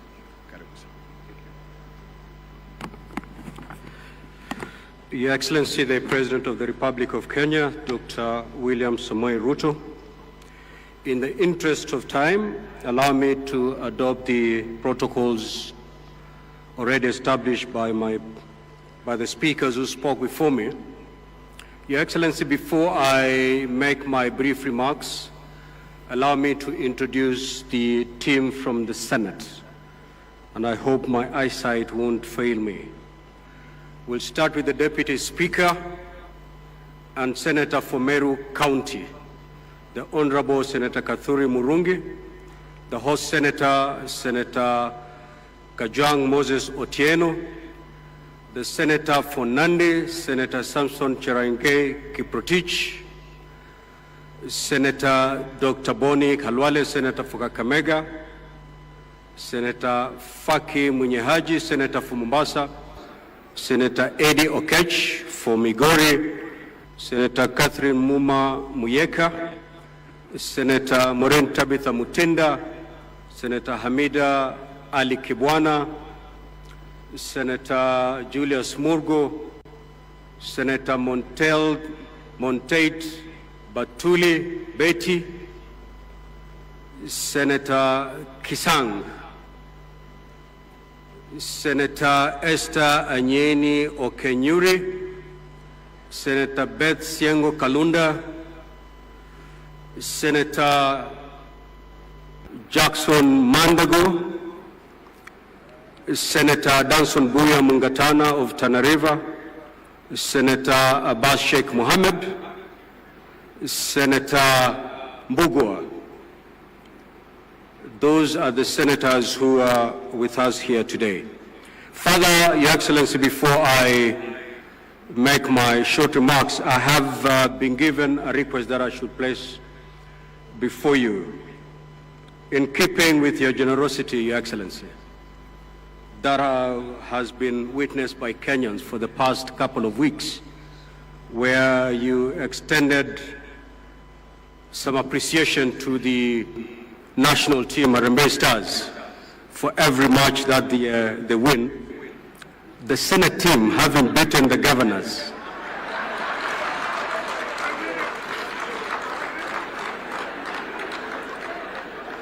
they are wishing to be considered in that appreciation token. The team comprises of 16 members. If that is agreeable, Your Excellency, I may pass by the State Lodge to collect 16 million for the team. And I know it's possible. Thank you, Your Excellency. 16 million for the team.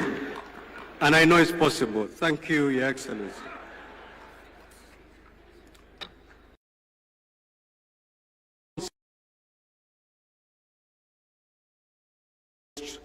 Transformative governance shift since independence. That is devolution. We gather here to mark 14 years since the birth of devolved governance, a constitutional promise to bring government closer to the people and to ensure equitable development and to reverse decades of marginalization. As partners in the devolution space, our gathering here today and as this entire week is not a matter of routine, but a national obligation for devolution is about every lives of our people.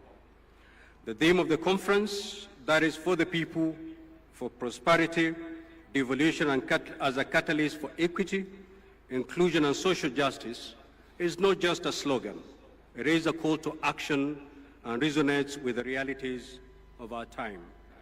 It reminds us that devolution is not about systems or structures. It is about people. It is about the mother in Turkana who now accesses maternal health care at a local health facility. It is about the youth of Homabay County accessing vocational training. It is about the farmer in Embu receiving extension services without having to travel to Nairobi. The sub-theme, re-engineering county governments to accelerate development and bridge the socio-economic divide, demands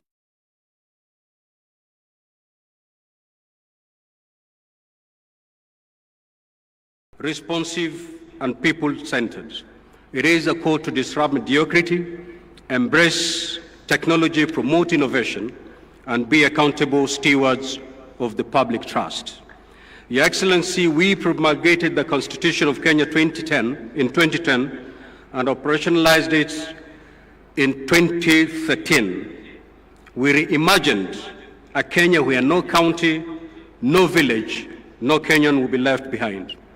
We moved away from a centralized, top-down approach that had for decades marginalized communities and deepened inequalities. In its place, we embraced a model of governance that is participatory, inclusive, and closer to the people.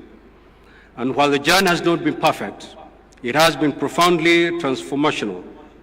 Healthcare services, once centralized and overstretched, are now within reach of millions. County governments have constructed over 1,000 health centers, recruited thousands of health workers, and enhanced immunization coverage and maternal health. Infrastructure development has flourished. Counties have built thousands of kilometers of rural roads, enabling farmers to access markets and people to move with ease.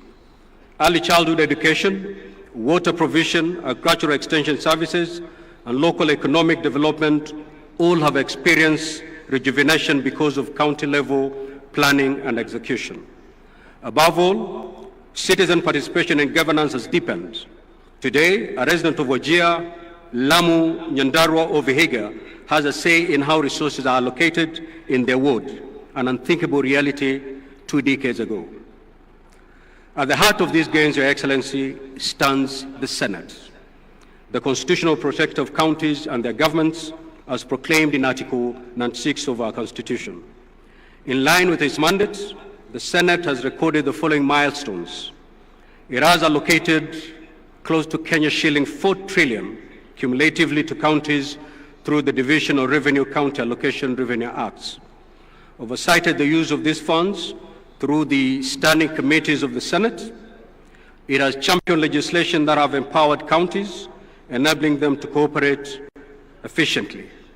The County Public Finance Laws Amendment Act, a key legislation that guarantees financial autonomy to our county assemblies and further anchors their role of oversight, legislation, and representation at the county level, has finally become a reality after Your Excellency did assent to it this morning.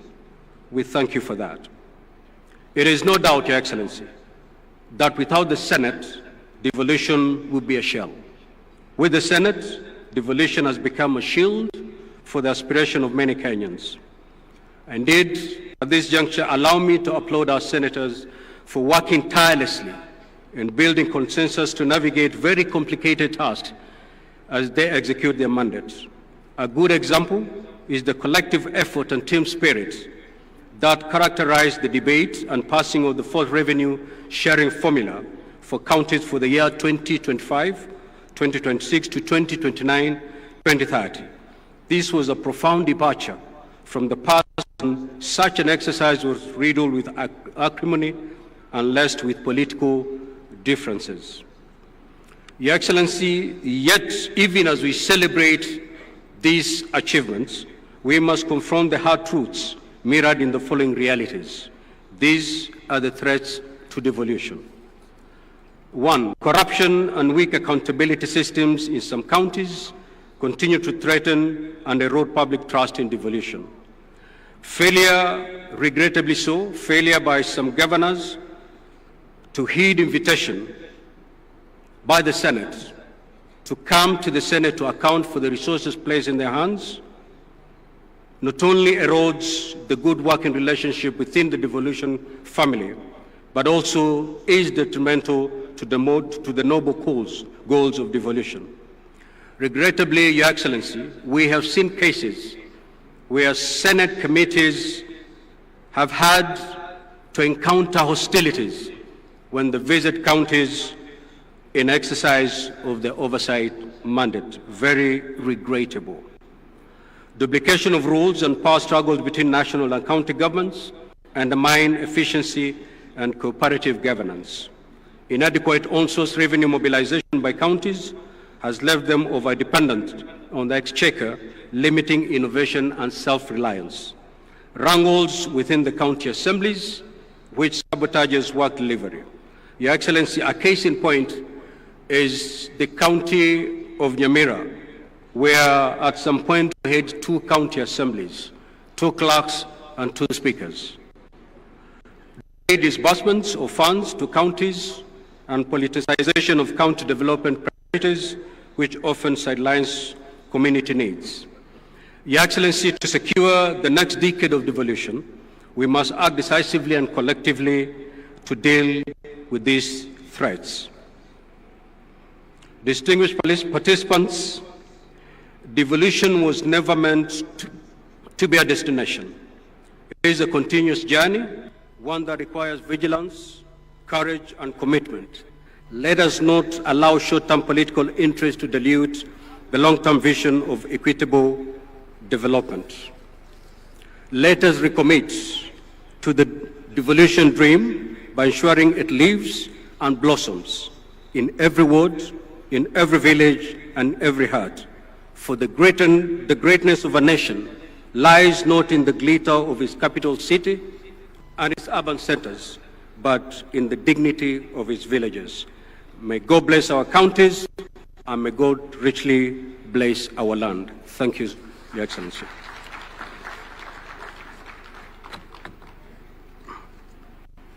Tumpigie makofi Bwana Speaker. I now want to invite our chair, FCPA Mohamed Abdullahi, to come and make his remarks and in turn invite His Excellency the President. Karibu Bwana Chairman. Tumpigie makofi Bwana Chairman.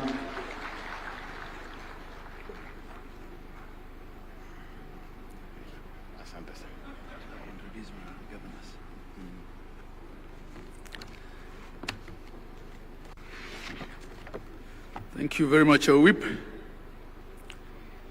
Your Excellency, I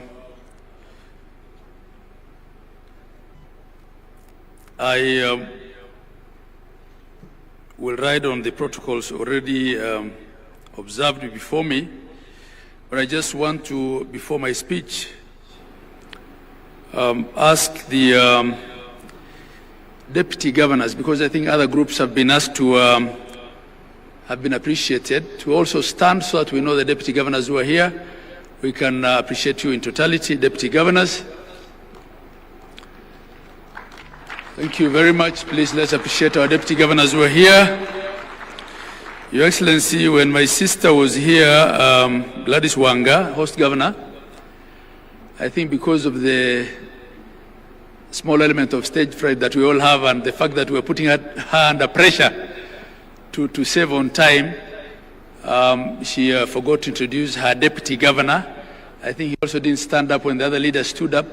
So on her behalf, I apologize and recognize and appreciate the deputy governor of Homabay County, Oyugi Magwaga. Your Excellency, I also want to appreciate the presence of our CS Opio Wandai. CS, you can just stand up.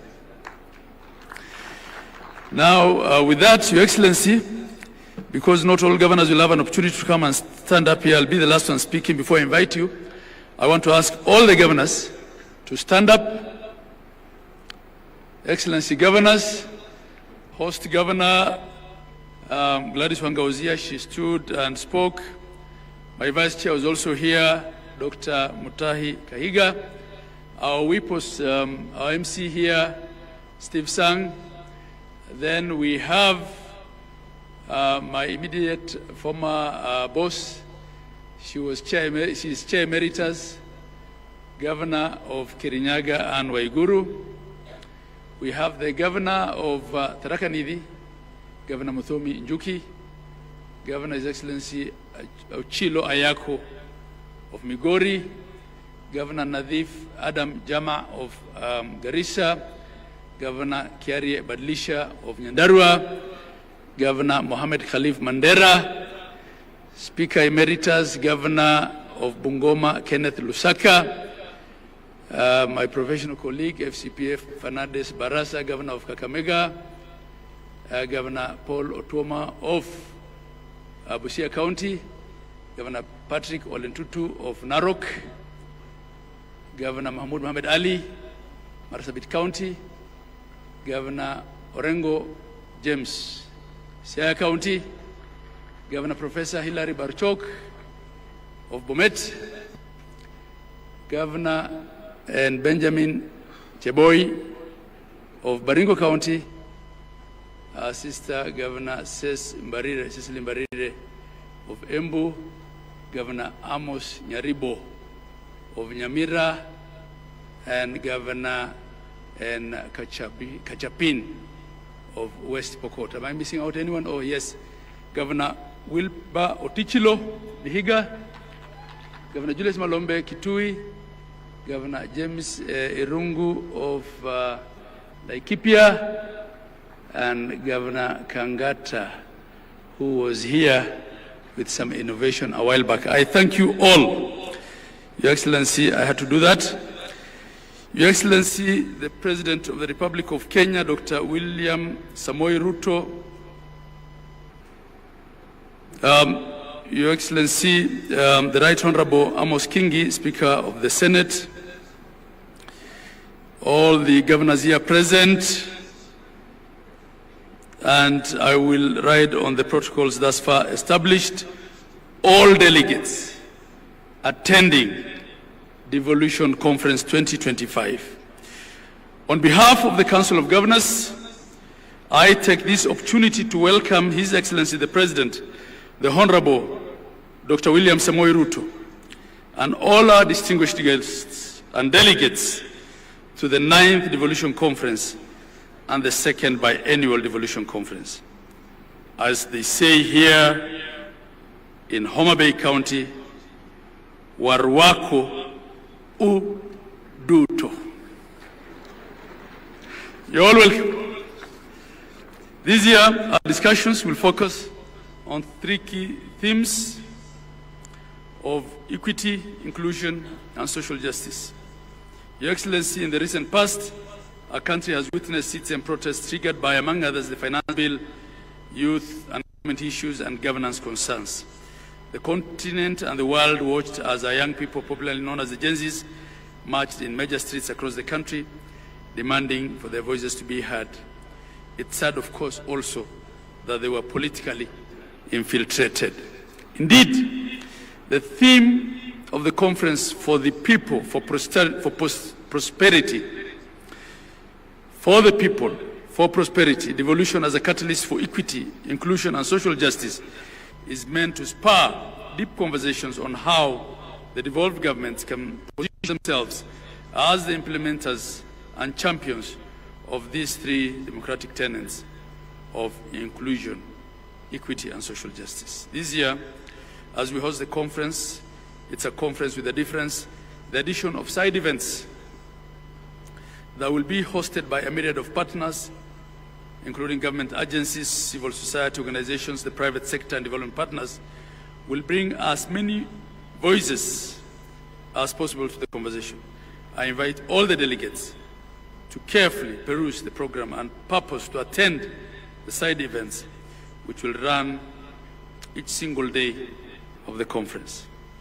I'd like to sincerely thank the team that led to the preparations of this year's conference, all the members of the esteemed steering committee, which traditionally, Your Excellency, is chaired by the Vice Chair of the Council. This year it was chaired by Dr. Mutahi Kahiga, my Vice. I'd also like to acknowledge the Planning Committee led by the CEO of Council. They go through sleepless nights to deliver a conference to 12,000 delegates, asanteni sana. I'd also like to recognize the presence of our international delegates this year. We have guests joining us from different parts of the world. You saw also they were represented on top here by the Jospong group of Ghana, who are displaying waste management. In 2010, Your Excellency and distinguished delegates, Kenya has promulgated a new constitution for themselves, containing what is globally regarded as one of the most radical shifts in governance the world has ever seen. Some have called the format of the Kenyan devolution experimental. The new system created distinct and yet independent governance through the national government and 47 county governments, which are constitutionally mandated to deliver on key services through locally elected leadership and representatives. We are all in agreement, all of us here, that devolution, notwithstanding its challenges, real and perceived, remains an exemplary case of meaningful reform and the best gift that Kenyans accorded themselves in 2010. The main purpose of devolution was creating units that would secure equitable distribution of development in the country, that every Kenyan is then guaranteed a dignified and a quality life with access to public goods such as healthcare, water, housing, food, education, and transport at the local level.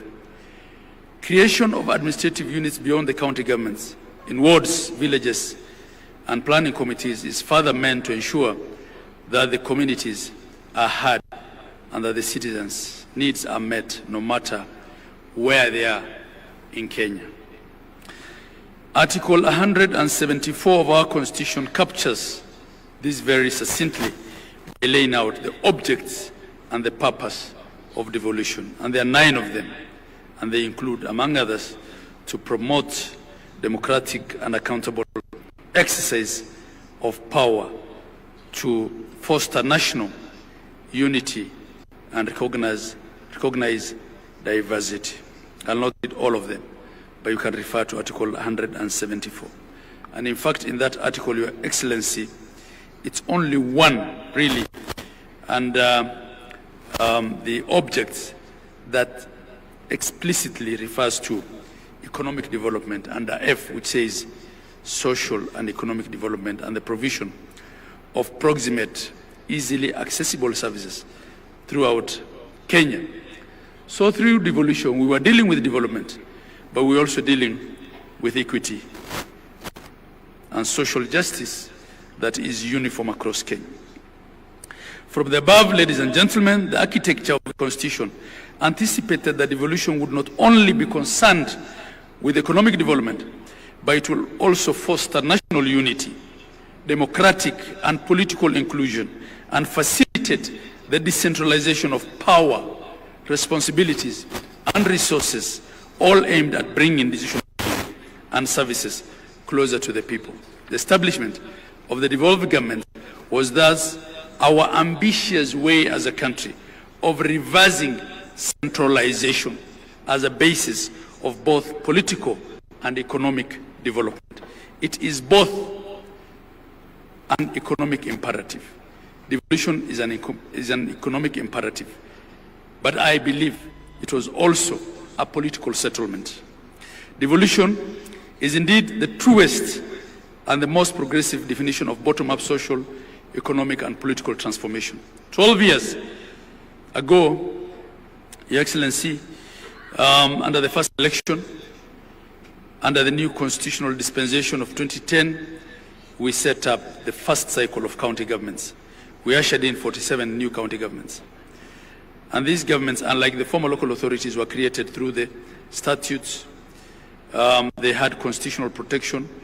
They were established in line with the Constitution, and they enjoy both institutional and financial safeguards directly from the supreme law of the land. The fourth schedule further splits the functions between the national and the counties. Your Excellency, we've come a long way. At the Council of Governors, we appreciate that in 2014, on the 16th of December, you unbundled through a Gazette notice a lot more functions and component of functions. And this has been something that has been outstanding for long, and we don't take it for granted. But we still seek the further unbundling and costing of the few remaining functions, that they be completed to finality in full compliance with the letter and the spirit of the Constitution, and that the attendant resources of all functions already transferred will all follow. As I make this speech, Your Excellency, I'm a second-term governor, having served in the first cohort of the first phase of county governments between 2013 and 17. In my view, devolution, again I say, has come a long way. The journey has not been easy. We've had policy, legal, and administrative challenges that have threatened the very foundation of devolution. But I am convicted, I'm convinced here that counties and in general devolution has gone from strength to strength. Counties have recorded countless success stories that reveal that devolution is uplifting the lives and livelihood of Kenyans. According to the 2024 Gross County Product Report, which was released by the Kenya National Bureau of Statistics, KNBS, county governments are making significant and transformative contribution to the national economic performance. Essential investments, be it in financial, material, and technical, is being made towards the devolved sectors, and this is contributing substantially to the national growth and development. I'll just give a few, very few examples. Data from the period that devolution existed shows, say, in the provision of healthcare, which is one of the most important services that any county government must deliver, between 2014 and 2025, Kenya has recorded notable improvements in key maternal and reproductive health indicators. The proportion of women with at least 4 antenatal care visits has risen from 58% to 66%, and skilled birth deliveries has increased from 61% to 82%, reflecting the expanded access to skilled birth attendants as a result of devolution. At the onset of devolution in 2013, Your Excellency, there were 8,466 health centers and dispensaries across the country, and these, I'm only referring to public health centers and dispensaries. Robust and intentional health investment by county governments in collaboration with the national government and private sector has resulted in increasing these to 14,710 operational health facilities across Kenya. Public facilities account now for over 45% of all health facilities in the country, with the rest being faith-based and private. The majority of these public facilities are level 2 and 3, while level 4, 5, and 6 account for about 7% of all public facilities. When you look at the headcount of healthcare workers, Your Excellency, we only had 874 medical doctors in district hospitals before devolution. We also had 6,620 nurses. Today, this has expanded to 4,651 medical doctors in public facilities in counties. We also have 34,000, up from 6,000, 34,220 nurses in county facilities, 7,877 clinical officers, 4,686 lab technicians, 1,942 nutritionists, among other healthcare workers. This clearly represents a more than fourfold growth in human resources. At the community level, partnering with the national government, we now have 107,831 community health workers. And Your Excellency, you can give examples in agriculture, where we now have 6.5 million farmers registered, as opposed to 541,000 in 2016. We can give examples in ECD, where we now have from nearly zero staff in payroll of ECD teachers in counties to over 30,000 ECD teachers across the 47 counties, and 48,700 ECD centers. There are many. But in the interest of time, I will just highlight the key. Distinguished delegates, ladies and gentlemen, the story of devolution is dotted with many successes, and we can speak to it in every single county. Every single county has a story to tell, but I'll end it there. That notwithstanding, Your Excellency, there are numerous challenges. Challenges abound. The debate on functional integrity of the two levels of government, the quantum of resources allocated to devolution, delays of disbursements and releases of funds, and administrative action that leads to clawback, policy, laws, especially subsidiary instruments that predate the 2024 Constitution that are not then compliant with devolution, still remain a challenge. And Your Excellency, I will note that in spite of the month-on-month delays of disbursements of funds, for the 3 years that you've been in charge, 2 out of those 3, at least the last shilling, was released to the CRF, the County Revenue Funds account, by midnight, the 30th of June of that fiscal year. And we don't take that for granted. It was not always the case, Your Excellency. So in line with the conference theme, county governments must also ensure that resources are distributed equitably, even within the counties, that services are available and accessible to the most vulnerable populations that are marginalized, minority groups, and that there is meaningful participation in decision making. It's time for action, not for talk. As leaders who are gathered here, we've been called upon to serve. Let's heed this call with integrity, humility, and selflessness. Our Constitution expects us all here that we'll conduct our affairs in the fullness of good governance practices, in respect of human rights and in social justice, while ensuring that there is equity and inclusion at all levels.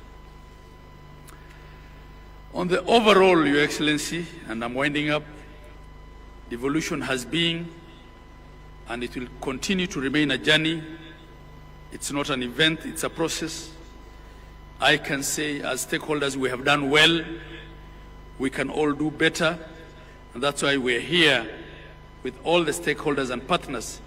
We are ready to listen to what interventions we can apply to make devolved governance even better and stronger. As I conclude, let me take this opportunity to appreciate all our stakeholders who have supported this conference. I convey our heartfelt appreciation of the national government through the presidency, the Senate, and all the 47 county governments for their support and participation. A special thanks to our platinum sponsors and partners, the Kenya Commercial Bank, Safaricom PLC, and the Jospong Group of companies. Those were our 3 platinum partners this year. To all our other partners, this could not have happened without you. Devolution has brought 12,000 delegates at DEFCON 2025 to Homabay County. This could not have been done without our partners. We appreciate and value all of you. Your support has made this event a reality and a big success. We cannot thank you enough. Continue to work with us as we keep the devolution fire blazing. I wish you all fruitful discussions in the coming days of the conference. It is now my duty and pleasure to invite His Excellency, the President of the Republic of Kenya, the Honorable Dr. William Samoei Ruto, to come and address us and officially open Devolution Conference 2025 for us.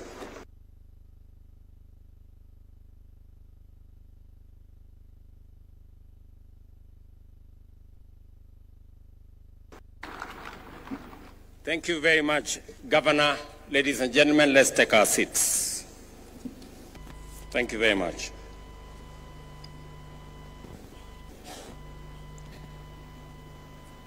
Your Excellencies, honorable members, distinguished ladies and gentlemen, good afternoon. I am delighted to be back in Homabay, the county of endless potential and possibilities, a place whose promise mirrors that of our great nation. Vast possibilities, many opportunities, awaiting bold action as we steadily unlock the full benefits of devolution. Our counties are critical frontiers and the powerful drivers of both national and local growth.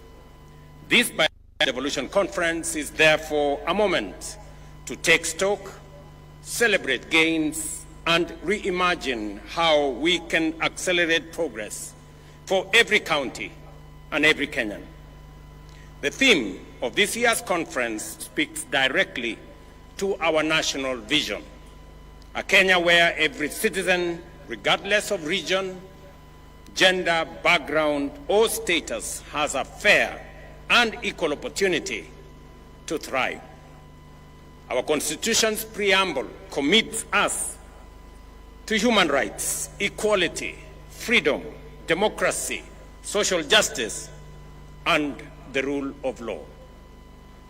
This theme is a reminder of the bold, transformative journey we began and a call to remain true to our shared aspiration as a nation and as a people. Ladies and gentlemen, devolution has been transformative. It has fostered equity by distributing resources fairly and addressing historical imbalances. It has enhanced inclusion by empowering communities, empowering women, giving a chance to our youth, and extending a fair environment to persons living with disability for all of us to participate fully and meaningfully in the development of our nation. Social justice has taken root through accountable, transparent, and responsive governance. The national government is proud to have invested heavily in making these principles a reality. And for myself, I have had the privilege to chair the first intergovernmental budget committee, commonly known as IBEC, from the beginning. And I have had the privilege to see devolution grow by leaps and bounds. Through collaborative frameworks, such as the Intergovernmental Relations Technical Committee, the Council of Governors, the Summit, and the other intergovernmental fora, We have resolved challenges amicably and aligned our policies and resources as guided by our constitutional vision. From the very first day of my administration, I affirmed that devolution is not merely a constitutional provision. It is the ground jewel of our democratic governance and the proudest achievement of the people of Kenya in our constitution-making process. I pledged to accelerate the full transfer of all outstanding devolved functions as assigned in the 4th schedule of our Constitution, together with the requisite resources.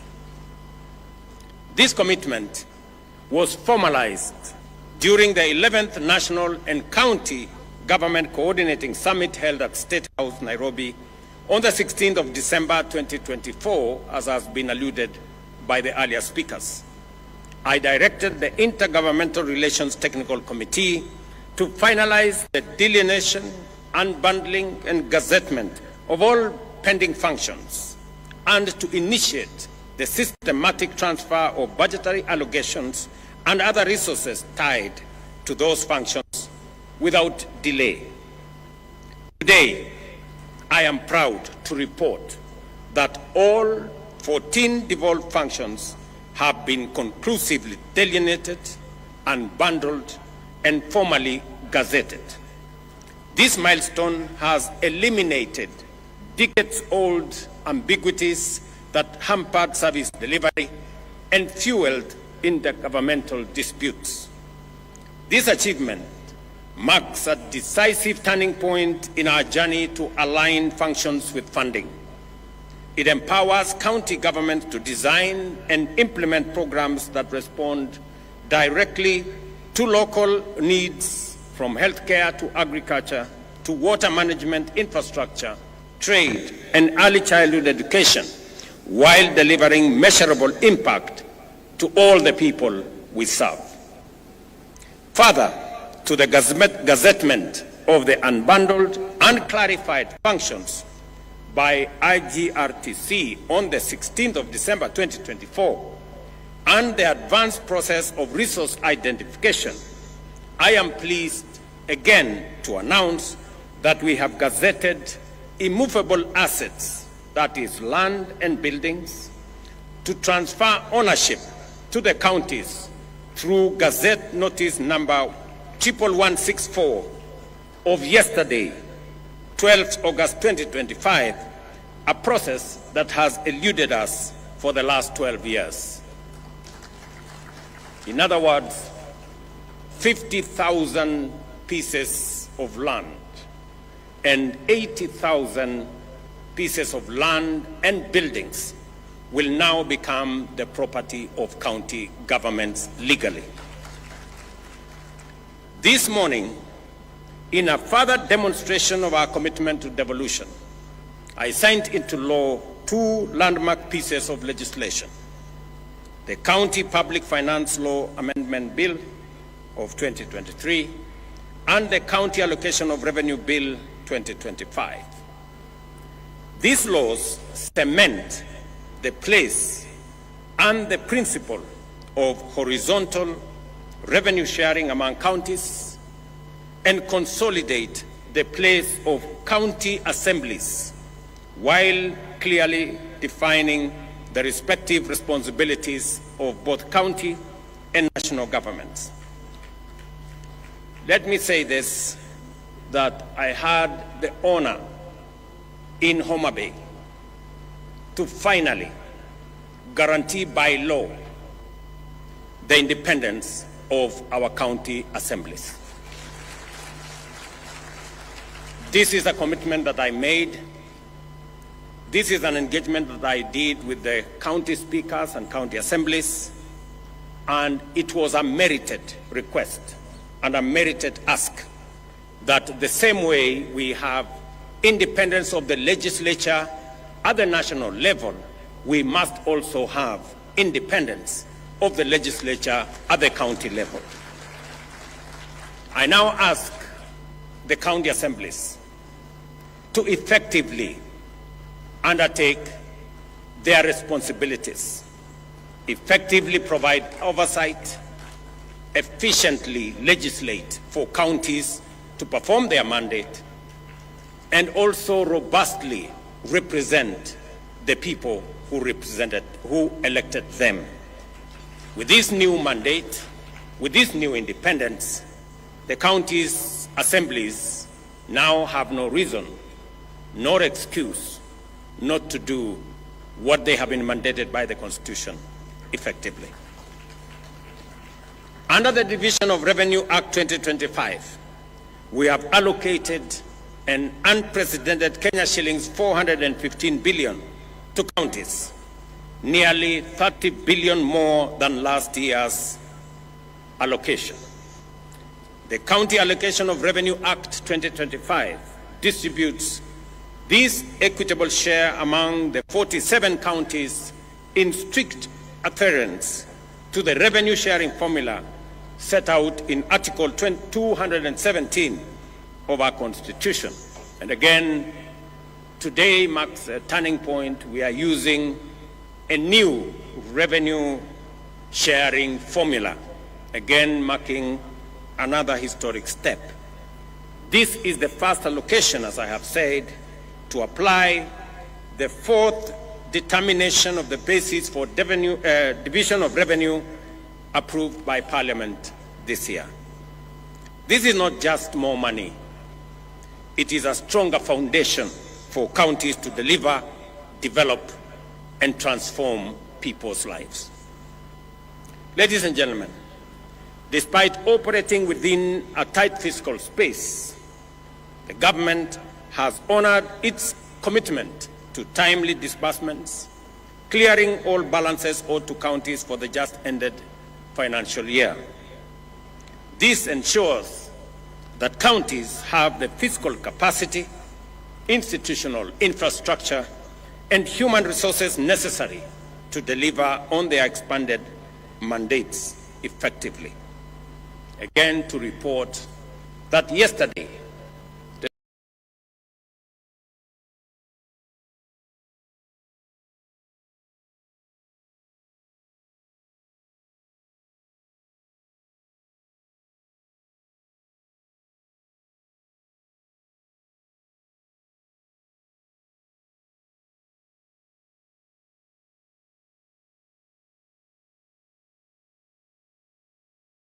agricultural programs changing lives at the grassroots. Investments, ladies and gentlemen, are the lifeblood of economic transformation. They inject capital, spur innovation, generate employment, and unlock local potential. Nowhere is this more true than our counties.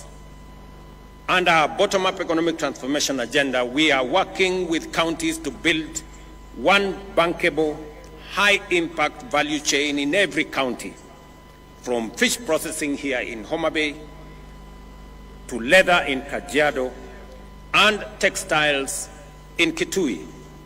This is about turning local potential into jobs, incomes, and exports. The Government of Kenya, through the Ministry of Investments, Trade and Industry, is developing investment procedures for key priority sectors, working with counties. This will serve as strategic tools to highlight opportunities, showcase value propositions, and support investor engagement locally in our counties and internationally as well.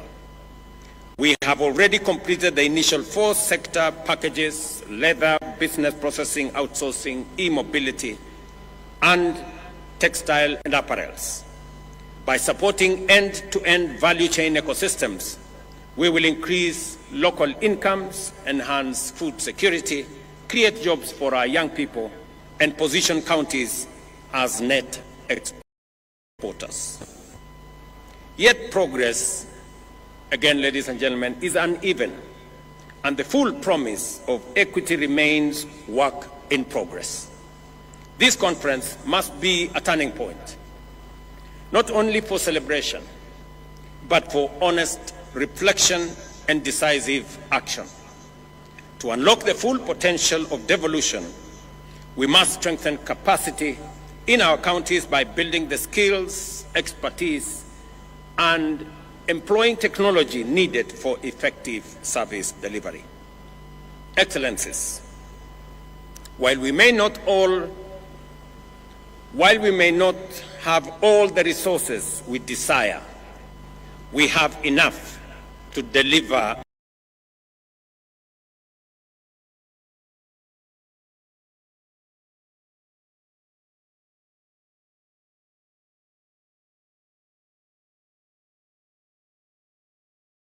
meaningful service to our people.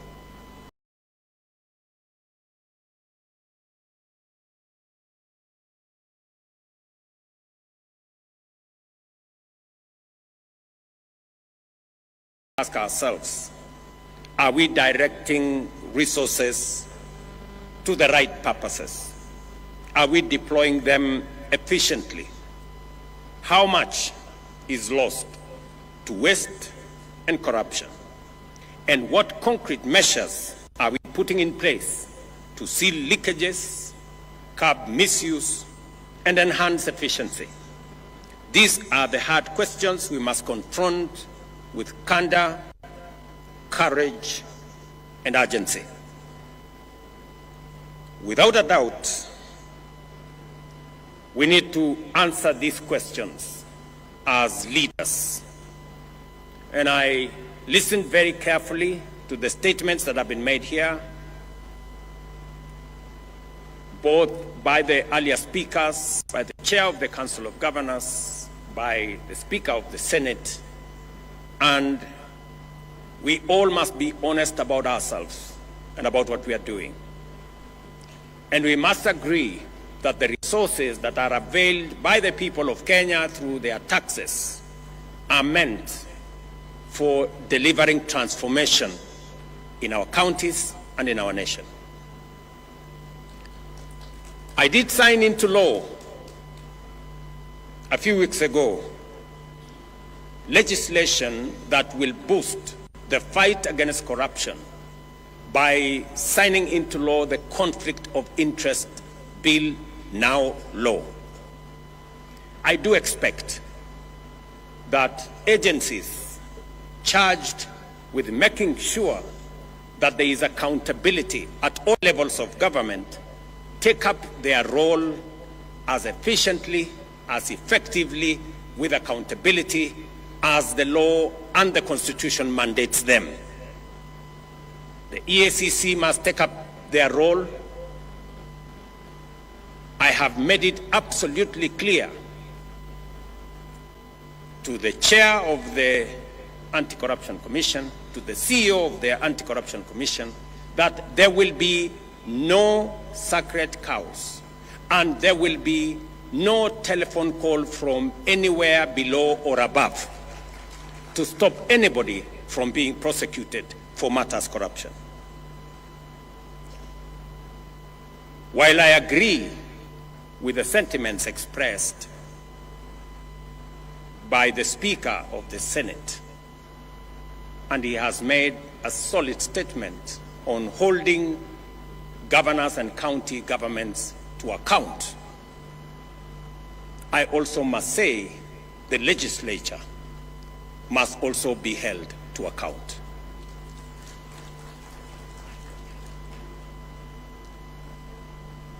Because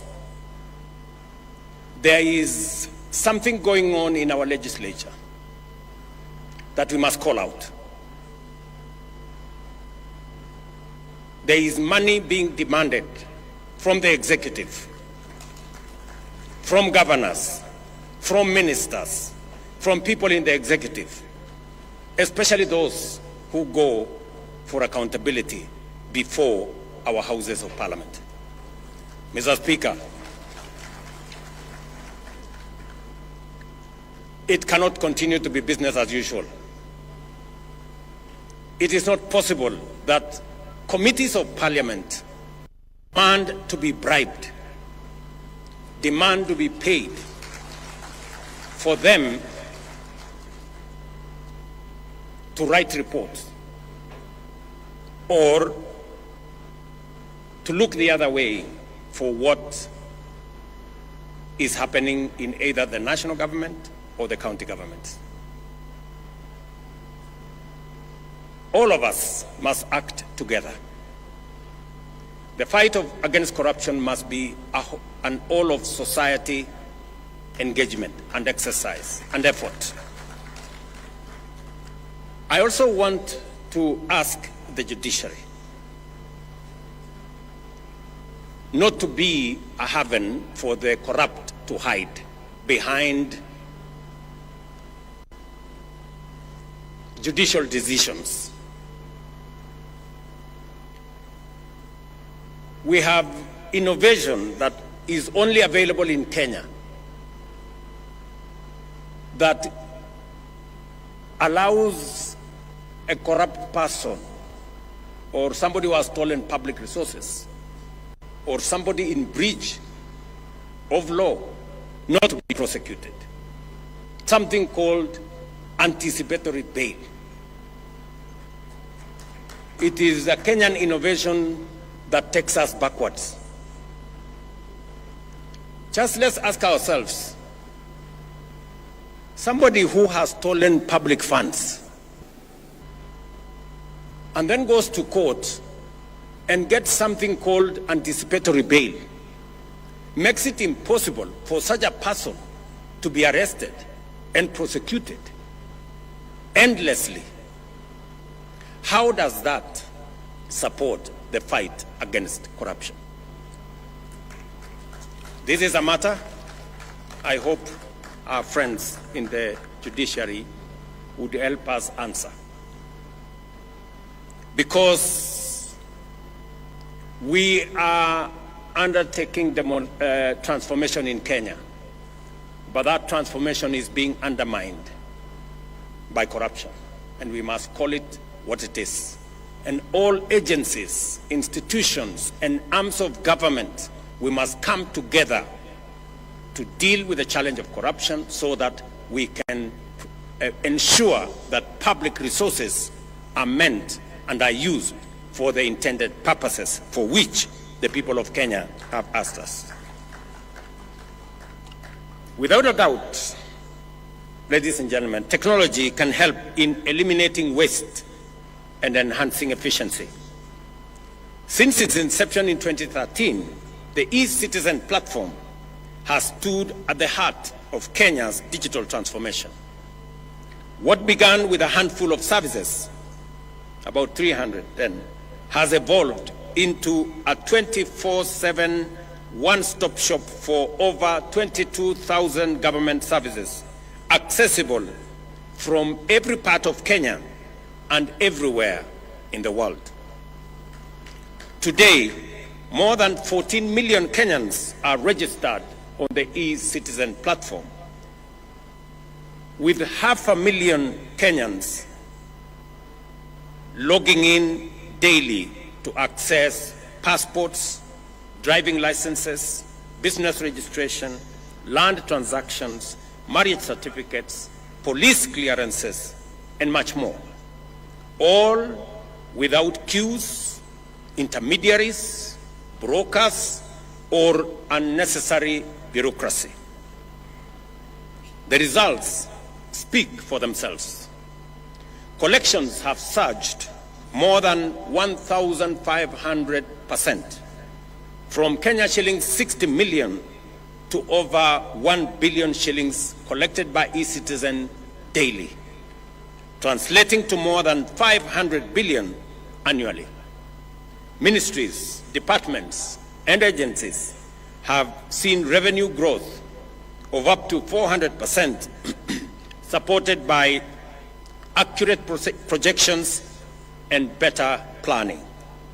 Equally, counties have integrated their digital portals with e-Citizen and have seen remarkable growth.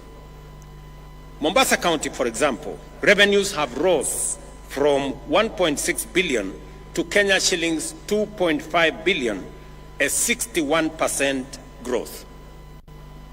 Kiambu County has seen revenue grow from 2 billion to 3.04 billion, a 52% growth. And Kajiado from 1.4 billion to 2 billion, a growth of 48%. Other counties, such as Bomet, Tharaka Nithi, Meru, Embu, have posted similar improvements. The platform has seen and has been an engine of economic opportunity, creating 600,000 jobs in ICT, support services, logistics, and other sectors, providing that digitization and proving that digitization is not just about convenience, but also about livelihoods. Most importantly, e-Citizen has been a powerful weapon against corruption. By eliminating cash handling and embedding full digital audit trails, we have reduced opportunities for bribery and made transactions traceable, fair, and secure. Citizens can now follow the process and the progress of their applications and payments online, confident that the process is impartial and transparent. I therefore urge all counties to collaborate, share best practices, and celebrate while accelerating the adoption of technology to boost efficiency, cut waste, and enhance revenue performance. Beyond technology, we must promote inter-county collaboration, share resources and expertise, and ensure accountability through transparency and rigorous oversight. Kenya's real economic strength lies at the grassroots in our counties. Through the bottom-up economic transformation agenda, we are moving from raw material production to value addition, strengthening agro-processing, manufacturing linkages, and market access for SMEs and smallholder farmers. As we gather here in Homabay, I challenge every leader and citizen to renew our commitment to the spirit of devolution, invest in people-first policies and programs, ensure every shilling has impact, and bring government services closer to the people. Let me share two other things that I really wanted to say on this day, this very important day of devolution. I must congratulate county governments. I must congratulate our governors and the county assemblies for the partnership they have demonstrated in working with me in the transformation of our country. We have worked together. The Constitution dictates that we do. We have worked together on matters of health, from community health promoters, the people who engage with families, with homes every day, the greatest patriots that I know of. We have worked together with the counties, and I want to congratulate counties for sharing this resource so that we can bring health to be a reality and to be a right for all citizens, not a privilege for those who can afford. I am also happy that we have made tremendous progress in the delivery of our universal health coverage, working with counties. All the counties have signed into the program that will enable citizens access health at every facility in a way that doesn't exclude others. And as a result, we all know that more Kenyans are now in the bracket of SHA. 25.2 million Kenyans are already registered, many accessing service.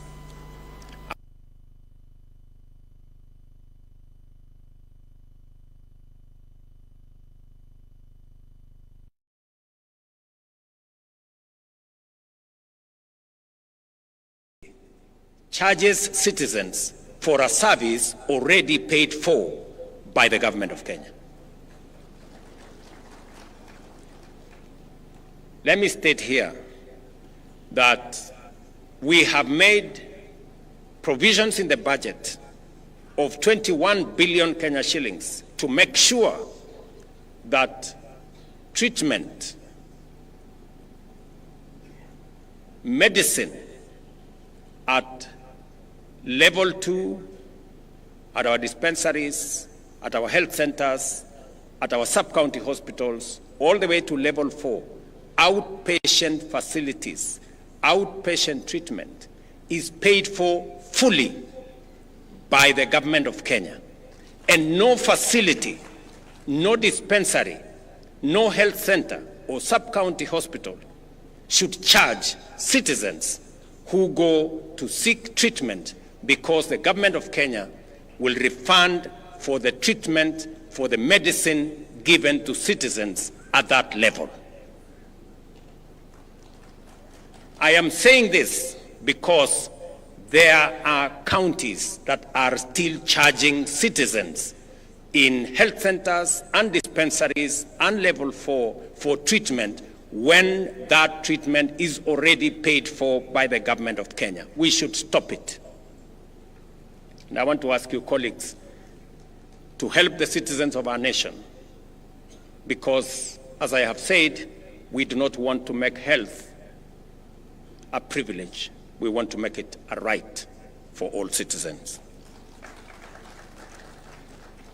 Let me also say that today is a great day because our friends, the members of county assemblies, can breathe some fresh air, that they do not have to work under the direction of the county executives. But I have also told you that use that independence for the good of the people. I know there is yet another outstanding commitment that we agreed upon. And because I am a solid believer in savings and encouraging the culture of savings, the county assembly's pensions bill has already been passed by the Senate. It has gone through the first reading in the National Assembly.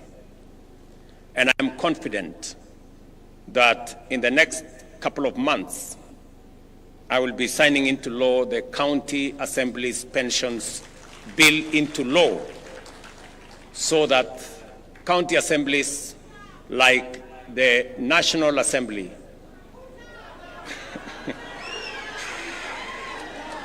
will also have pension, just like members of parliament. This pension, we agreed, is going to be contributory, just the same way the one in parliament is contributory, and it will assist us in making sure that we avoid old age poverty by people who have served in the public service. Today, again in Homabay, I announced another milestone that through our housing levy and housing fund, we have rolled out affordable housing. We have rolled out construction of markets across Kenya. Today, we broke ground for the first ever hostel for student accommodation in Kenya. And here in Tom Mboya University, we will be building a hostel accommodation facility to host over 2,000 students, and we are rolling it across Kenya. We already have identified universities, Kenya medical training colleges, and TVET institutions to build student accommodation that will accommodate 170,000 students across Kenya as phase one, as we expand the program of housing in Kenya, not only to provide for social housing affordable housing, student accommodation, our markets, and all the other infrastructure that we are building under that framework. Again, I want to celebrate that the same way we started the affordable housing here in Homabay, by coincidence again, we are starting student accommodation construction again here in Homabay. Again, here in Homabay, I have signed legislation for the first time in Homabay County into law, and we are slowly but surely making history in the Republic of Kenya. Ladies and gentlemen, allow me to conclude by congratulating Madam Gladys Wanga, Governor of Homabay County, for her exemplary leadership and hosting this conference. I also want to commend her for taking decisive action against the people who are running Rachuonyo facility, who we identified as one of the ones that were stealing our money. Thank you very much, Governor, for taking action swiftly. And I want to promise you that as you dismiss those people, we will look for them so that we can prosecute them, so that they can, we can hold them to account. And we are going to do it for all the other facilities that will try to steal from our resources meant for health. And finally, to this great school of Homabay, who have given us their grounds so that we can host this facility, I want to say thank you very much to this school. And as a small token of appreciation, the government of Kenya is going to provide 10 million shillings for the construction of the library, as I was informed by the governor. Thank you very much, Mwalimu, for allowing us to use these great grounds for this momentous event. For the people, for prosperity is not just a slogan. It is a call to action, to fairness, opportunity, and progress in every part of Kenya. Let history record that this generation, these leaders, made devolution work, not just in law, but in the daily lives of the people of Kenya. I wish you fruitful deliberations and concrete outcomes at this 2025 Devolution Conference here in Homabay. Asanteni sana, and God bless you.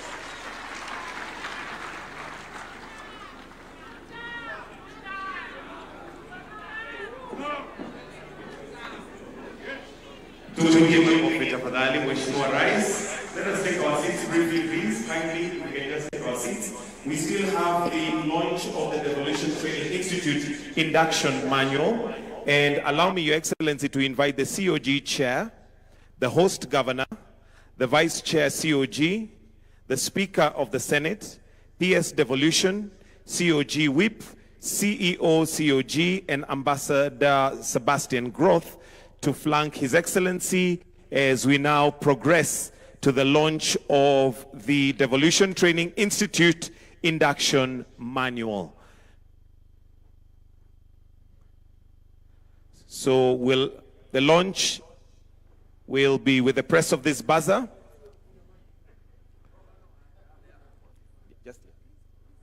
So Your Excellency, you may come, and then I'll request that you join His Excellency. The launch is right there. That's where the book is, the manual. So kindly, if we... Microphone, please.